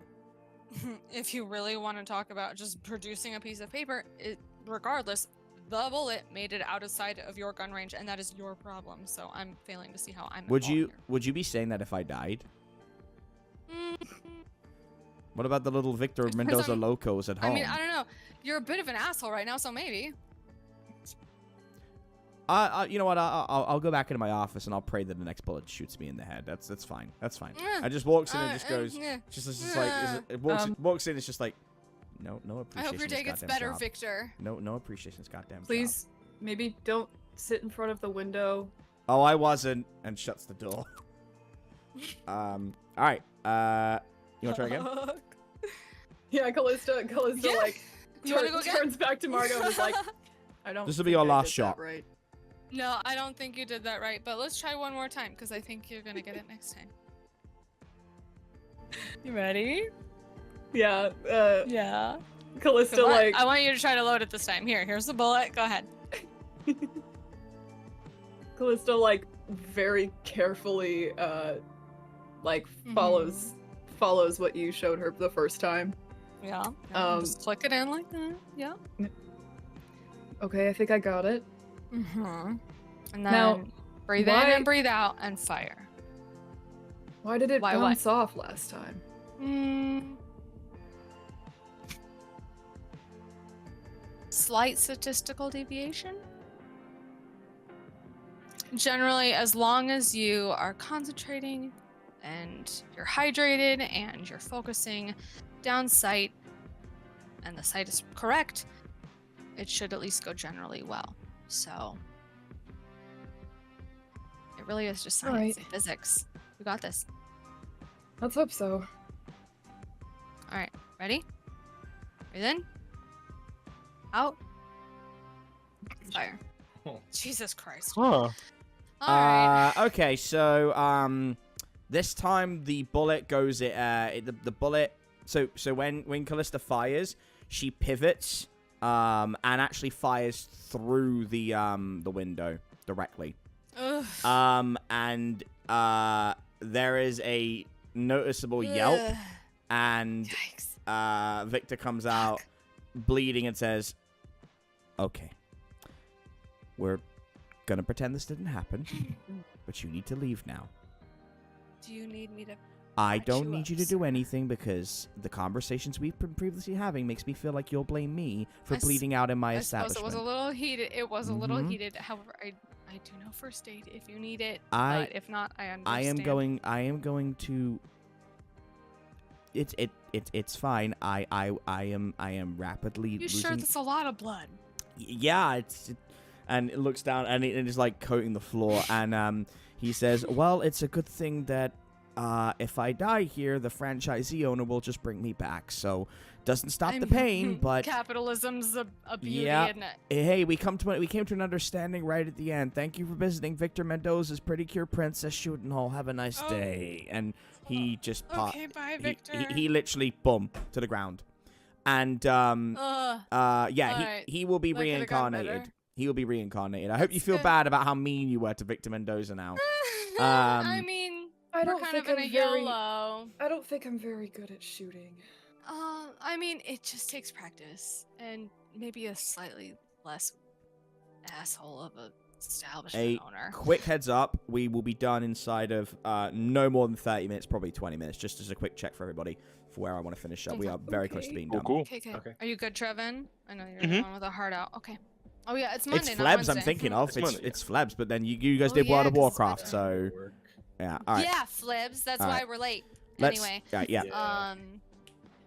yeah, I mean, yeah. Generally, it'll just get better with practice, but it's a We little may rough wanna for find- first I will time, say, but we if will- you we want will to take work a on gun it. as a memorial, like a memento thing, you can have it in your room. Because we haven't talked about this, but you all have rooms now, so we'll come back to that. Oh. We'll come back to that like next session. But yeah, you've got to have places to sleep and chill out. So Flebs, I think like Flebs would have like a little gaming room, like a little place to read, and some like a little cat area for Julia. And you know they're not. Definitely a they're not- major cat castle. Yeah, they're not like that's a cat castle. I feel like Jericho would have like a real chilled out area to listen to some music and just watch some anime, and you know, Callista's would probably be a very muted minimalist space with like a lot of books, Yeah, I but think- like you know that's kind of how I thought. I'm imagining that Callista's is like pretty much the same as when they gave it to her. Like she hasn't Yeah. really added too much Yeah. to it, and she also doesn't sleep, so she doesn't really need it to have anything. But she does have like a couple of like random little artifacts in there, and then also the picture from the party Mhm. hanging up on the wall. Yeah, like, just alone on I the definitely thought about that. Mhm. Yeah. And then like Yeah. Margot. Well, actually, no. So Jimmy, I think Jimmy would make it very rustic. Very like very homely, and there'd be a lot of like cultural things. And well, Margot, would you just have it like very like would you try and make it very homely? Probably not intentionally. It would kind of stay a little bit sterile and similar to Callista, just lots of books, I would just want it to be a place to Mm. research and learn and study, but a picture of her kids, a wedding photo, picture of her and her parents, and the photo from the birthday party. Okay. So yeah, if you want to take that gun, you can put it in your room, Sure. Callista. Okay. Callista will take. But like really quick on the way out, Callista is like slightly like dejected of it, but she looks at Margot and is like, well, thank you for trying. Hopefully by the time we leave for our next mission, I'll be doing better than that. But to thank you for agreeing to teach me, I wanted to give you this in exchange. and she pulls out. I'm gonna post it in visual delights, but she pulls out a like a really elaborately like engraved dagger, and Oh hand- my god. Callista. hands it to Margot and is like I said, I'm more of a blades kind of person, so you know, this is one of mine. If you'd like it. By one of yours, do you mean by you made this? Yes. Or holy like- shit, Callista. I made it around the time I made the bullets for Jericho, and yes, a bit in heaven, but also on earth. I was sort of a what you call it, a blacksmith, I suppose. yeah. I made all kinds of weapons, so this one, obviously it's very close range, so it's more of an emergency kind of usage, but it is imbued with a touch of divine energy, so hopefully if you do have to use it, it will steer you true.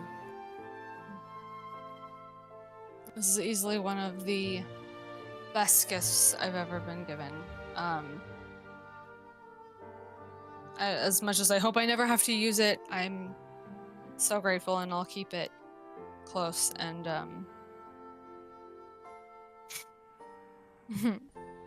yeah, as much as I know it sucks to be learning something new, I know you'll eventually you'll get as good as me at marksman, and we'll get you there. But I don't know if I'd get quite as good as you, but I appreciate your faith. And yes, I found that since joining the Nightmare Detectives, I've learned quite a few new things. Yeah, this whole team really does have a lot to share with everyone, and I guess it's I guess I couldn't have asked for a better group of people to be doing this with. As shitty as I guess where I'm at is, it's really helped having people like you here. So thank you, and thank you for this. Of course, Margot. And the dagger you got is known as the Dagger of Infinity. And the description we've got for it is, for the bonds that can never be broken, forged with an Ouroboros loop on the hilt to signify that they go beyond time and space. And from the distance, as you two were sharing that moment, Dr. Good Doctor watches from the shadows, just like, it's good, it's so beautiful. Masha, you'll see this. And Masha just walks along, and it's just like, we're going Can to... Margot roll to give Callista a hug? Oh, of course you can, Is yeah. that okay? Before I do my comedy bit, yes, absolutely. You don't have to roll for it. I don't think so. Okay, I just want to give Callista a Just hug. give her a hug. Just give her a hug. Yeah, Aw. that's Aw. nice. Thank you. Callista definitely seems surprised by Yeah. it, but after a moment, she kind of like, It's nice. kind of Melt into awkward, it, bitch. Melt into it, bitch. kind Just of let it happen. awkwardly, but Yeah. she does hug her back and kind of laughs a little bit. She's like, "Thank you, Margot. It's been a nice day." I hope they're having fun. You've officially learned Yeah. how to hug. He's nice. He's very good. Aw. Imagine if Masha just walked up and was like, we're going to kill them, Dr. Good Doctor. We're going to kill them all.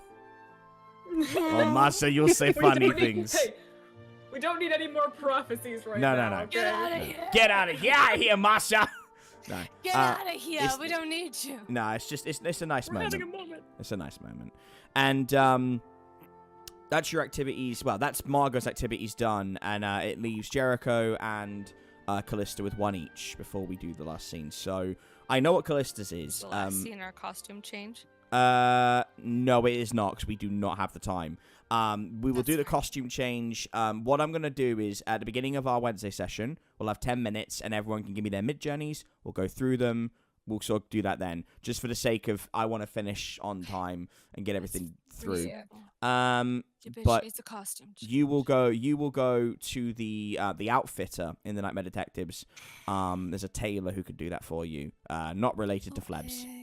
That was a funny Damn joke. it! I was gonna make that. Sure. joke. No, I got there first. Screw Seems you. legit. Fuck you. I don't believe saved you. me. Okay, so Callista, I know what Callista's last Plot job is, twist? but Jericho, what's your last action?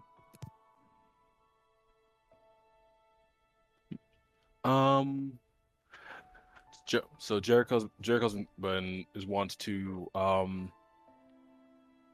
get the pistol he used in his duel with Dennis Reese Smith Yep. as a final moving forward or a new chapter. Okay. So he wants to get and not Dev's throw. He wants to get like the pistol that he used in his duel with Dennis. Okay. So that would be this is not his actual pistol. This is the one that he was given in the duel, correct? Exactly. Okay. So that you're going to be retiring your old pistol then, correct? Yes. Okay. So we're going to put that into storage in case you ever want to have it again. So you can put that in your inventory and just mark it as storage. That pistol was known as the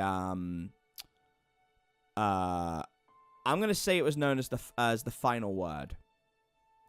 And it had been with you for a very long time. It was actually gifted to you by Endicott. Endicott gave it to you when you graduated. And I'm sure you talked to him about it already. So you put that away. And the new gun is going to be called Branch's Vow. So you take that, and you're taking that to the armorer on Nightmare Detective campus. Yeah. Okay, I actually don't know the name I gave him because it's been so long, so I'm going to give him a name now, and Lucy's here, so we're going to call him, Madsen. His name's Madsen. Mr. Sticky's kind of doing his own thing, and, Madsen sees you coming on and says, all right, Jericho, that's a bloody fine gun you got there. What, you want some smithing done with that? It's like you read my mind. Yeah. Yes, and I motion bags aside, don't read too much into it. Use it to kill my childhood best friend. I want you to take that challenge and make something great here. Shock me with it. One moment, Jericho. Hold still. And he takes he puts his hand on the back of your head and pushes your forehead to his. If you let that happen, and of course, it transfers everything you've been experiencing over to him. He has some telekinetic abilities, and a tear rolls down his face when he pulls away and says, "I understand. What kind of gun do you want, Jericho?" This is currently a flintlock pistol.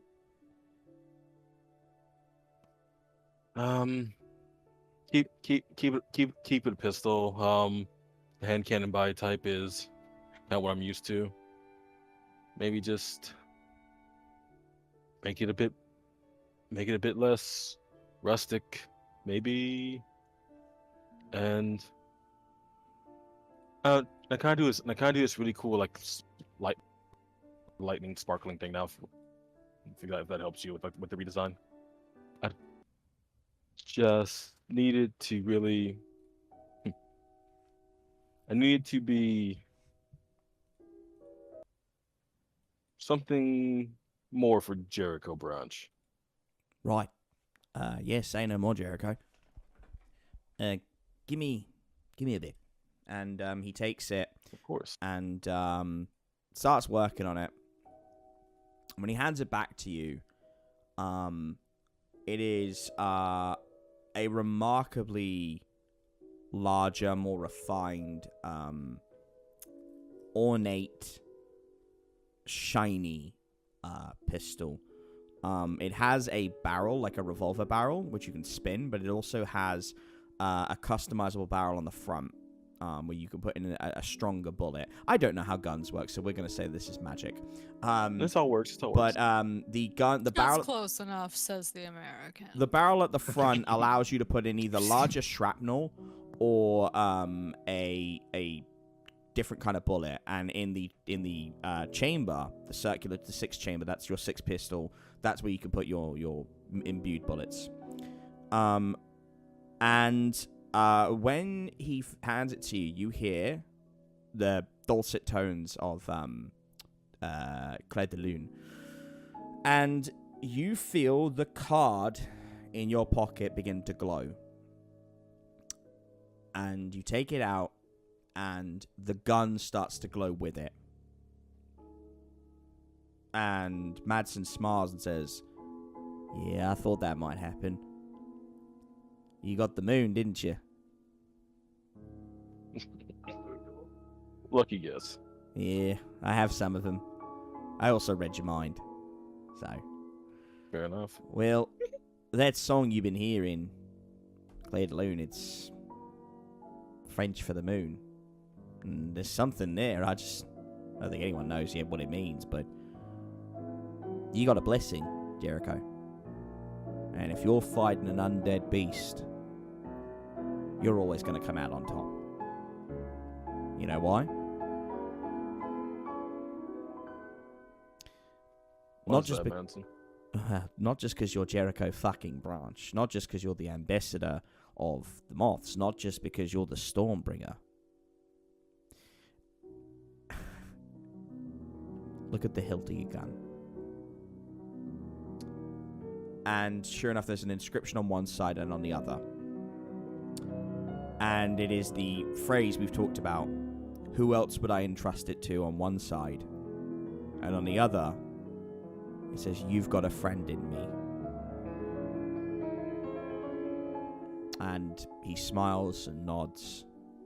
And he silently goes back to his work, leaving you with that moment.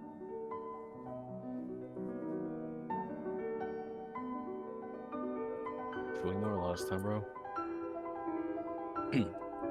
Jericho will kind of take his enthralled moment with the designs and using the pistol and start and walk away. Mm-hmm. Cool. Which leaves us with, before we do our final scene, we got Callista, who I would imagine wants to commune with Lady Death. Is that what you want your last action to be? Yes. Is there anything else you want to do so I'm not skipping over anything? Yeah, Did well, Flebs go and I just missed it? No, Flebs is here. I Flebs. Oh no, was in the Flebs very did the beginning Flebs and did the I got computer. Message. Yeah. Flebs. Oh, right. Never Mhm. mind. You're right. Sorry, my mistake. Well, the only other thing is that I leveled up. Now I've leveled up twice, Okay. actually. We should probably handle that now as well. Then that's fine. We'll do that real quick. We got The first got one, 15 minutes. That's fine. Mm-hmm. the first one I had a plan for. The second one I don't, because that just happened. So. Okay. But the first one, I wanted Callista to learn from Jericho. Mm-hmm. And then I don't know about the second one. I'm gonna have to think about that. Okay. Well, you could deal with the second one on Wednesday. Okay. And the one that's you want to do, you want to have a little conversation with Jericho before we move to the next one. Yeah, it'll be quick. That's fine. That's okay. Callista's really just putting herself out there this time. Okay. So I feel like you're both coming back to the central hub. Jericho has been down with the armorer. So he's just gotten the gun. You've just had your hug with Margot. Okay. So emotional for both of us already. Callista sees Jericho coming back in the distance and walks over to him and says, Jericho, I've actually been meaning to ask you something if you have a moment. Always for a fellow detective. By the way, how was the girls' night? Evening? It was interesting. We ended up taking a class on social skills, and then I think I might have possibly killed someone, but that's neither here nor there. I wanted to ask you, with your considerable skills with magic, I've been trying to figure out if it would be possible for me to learn how to heal better. I know we usually leave that up to you, but, for the times that you aren't there, I believe it is in my capability as an angel to possibly learn how to heal, but I really wouldn't know where to begin. I'd be glad to help, but yeah, but you should probably learn from the master, the guy one who taught me how to do it. And he holds his like finger out like a perch, and Saint lands on it. Oh. Saint taught you how to heal? Taught me how to channel for healing. It's quite kind of a more of a mental / feeling thing rather than control. The way I've always looked at it is, or my new way of looking at it is, it's about a kind of conversion of power to strength, in the sense of the Stormbringer stuff is just and his eyes kind of light up power for raw and untamed just power. But with healing, it's more of a willpower, strength. I thought about it when I was first learning. It's about your ability to aid someone through their pain is to be able to first empathize with their pain, and then being able to help them disperse it, and then that helps aids the way to the physical healing. Think about it as being strong enough to allow yourself to be gentle. Callista's like a bit of like sadness passes over Callista's expression for a second. And like they shake their wings slightly and nod and say, yes, yes, I believe I've seen that done before. That's a good way of putting it, I suppose. I never thought about it like that, but earlier, I tried to help Flebs. I tried to heal him in the hotel when you weren't there, and I wasn't able to do very much. I was trying to force my power out like I sometimes do with smiting, but it's obviously not the same sort of situation. It's not, but it is. Instead of thinking about forcing your power out, think about it of pushing their pain away. Here, and he like holds out the same for her to like take him.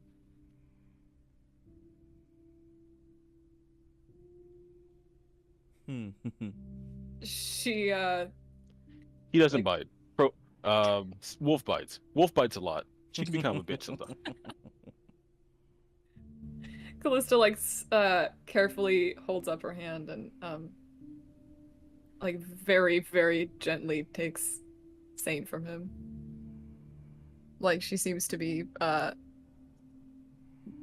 like not entirely sure how to do it, but she's like being very careful with Saint.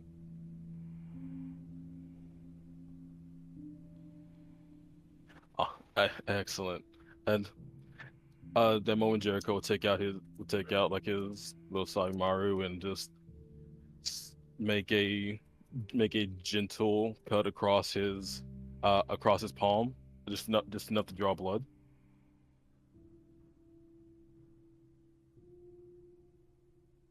And for his palm facing Callista, I'll reach your hand to mine. Start small. Fixing Flebs is, well, he's been chewed, burned, twisted. We kind of a lot. Start small. Callista kind of smiles slightly and with her other hand like holds it over his like the cut.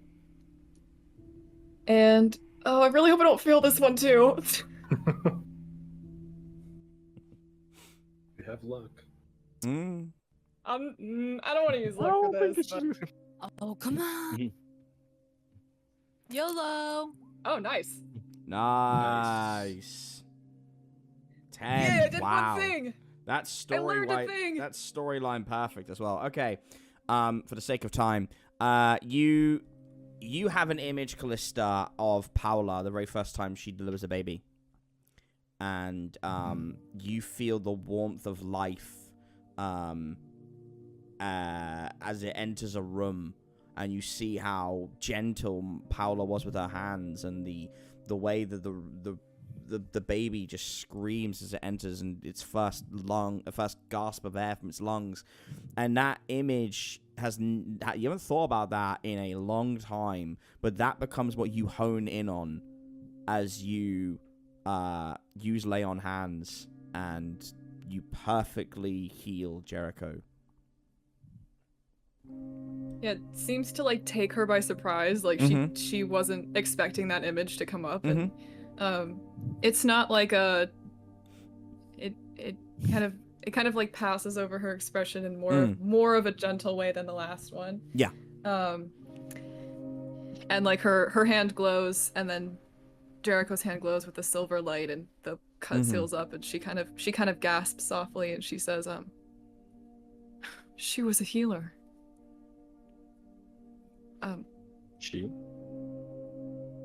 She like blinks and shakes her wings again, like she wasn't expecting to say that, but she nods and says, my wife, she was a healer. When I met her, that's how we met. I was injured fatally in a battle in heaven, and she took care of me. And she took care of everyone else too, and I didn't realize I could do that. Just like lessons with the experience we gain from others, whether they be literal through academic or more soul-based, or from our feelings and connections of them. We carry those things forward, and something like this, like healing, it's a very emotionally tied thing. Your wife sounds like a great person, and what you displayed here is that your feelings for her continue to lift you up and not weigh you down. Keep practicing. You'll be a phenomenal healer in no time. And Callista, sorry, go on.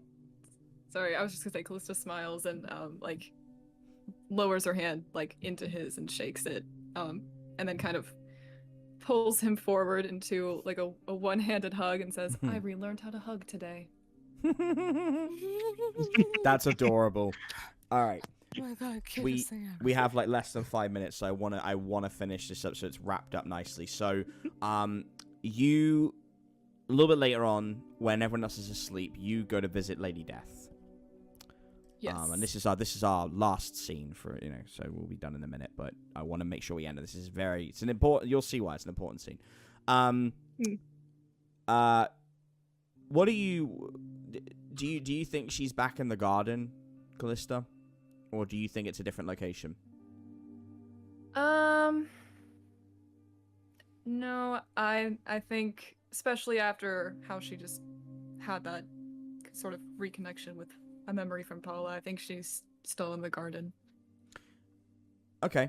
Or the She forest. is, yeah, so it's still the garden, but she's not where she was before. She is sitting on a bench, and it is in a little, like, almost like a walled-off garden. Like, it's like a cul-de-sac garden, like a personal one. And, Okay.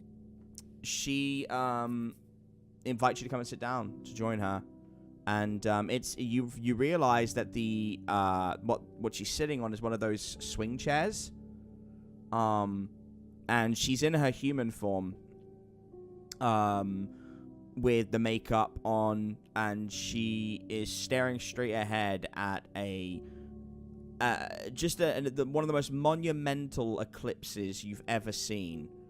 And a huge slither of light is peeling away from it as she as you bow, and I think you wait for her to acknowledge you, and she doesn't.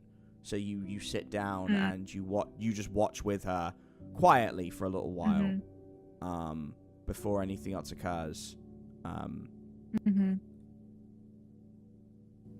it just goes on like that until you break the silence. Yeah, Callista watches for quite a while, just like lost in her own thoughts, and then eventually she says, a lot has happened since I saw you last. Oh, I know. That's why we're here. Do you know what we're looking at right now? And you can roll if you want to take a guess. Eclipse. Oh yeah. So physically, yes, it's an eclipse. Sorry. Yeah, I would say roll a sharp roll. Sorry, didn't mean to jump over you. Okay. So you got an 8. You probably have an idea. An 8. So you probably have an idea of what it is. Where to the point where it's like you would be able to make a guess, but I think it's not immediately obvious. But yeah, you say it's an eclipse. She smiles and says, "Well, yes, it is, but the light over there, that is, I call it the schism. We are looking at raw life energy, Callista. Those are not just the dead people you've encountered in the hotel, but all the dead people that meet their fate through disease, through battle, through the gravediggers. Those that I can't get to. We're watching them pass right now, Callista. It's very humbling. And... Yes. You know, I hate this part of my job, Callista. Delivering bad news. I've never liked it. And I suppose that's why I do it, because I might not like it, but I'm good at it. And, love, I saw the party you had with all your friends, and one of my agents got me a picture. And sure enough, she has a copy of the Polaroid. With all of you there, and she says, well, we'll get to that in a minute, but what do you want to know?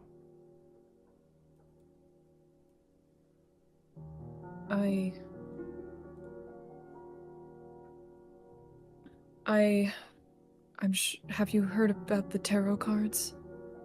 Yes, Callista, I've heard about the tarot cards. Then you know I received one of death. Yes. Yes, I do. Callista, pulls it out, and looks at the image of, of Lady Death standing over the hunters. Mm-hmm. And, she kind of, her wings kind of shudder, and she says, something bad is going to happen to them, isn't it? Yes, Callista, it is. But the limits of how bad it's going to be are in flux. It's a moment not guaranteed. It's dependent on what happens next, but yes. Nobody lives forever. Is there something I can do?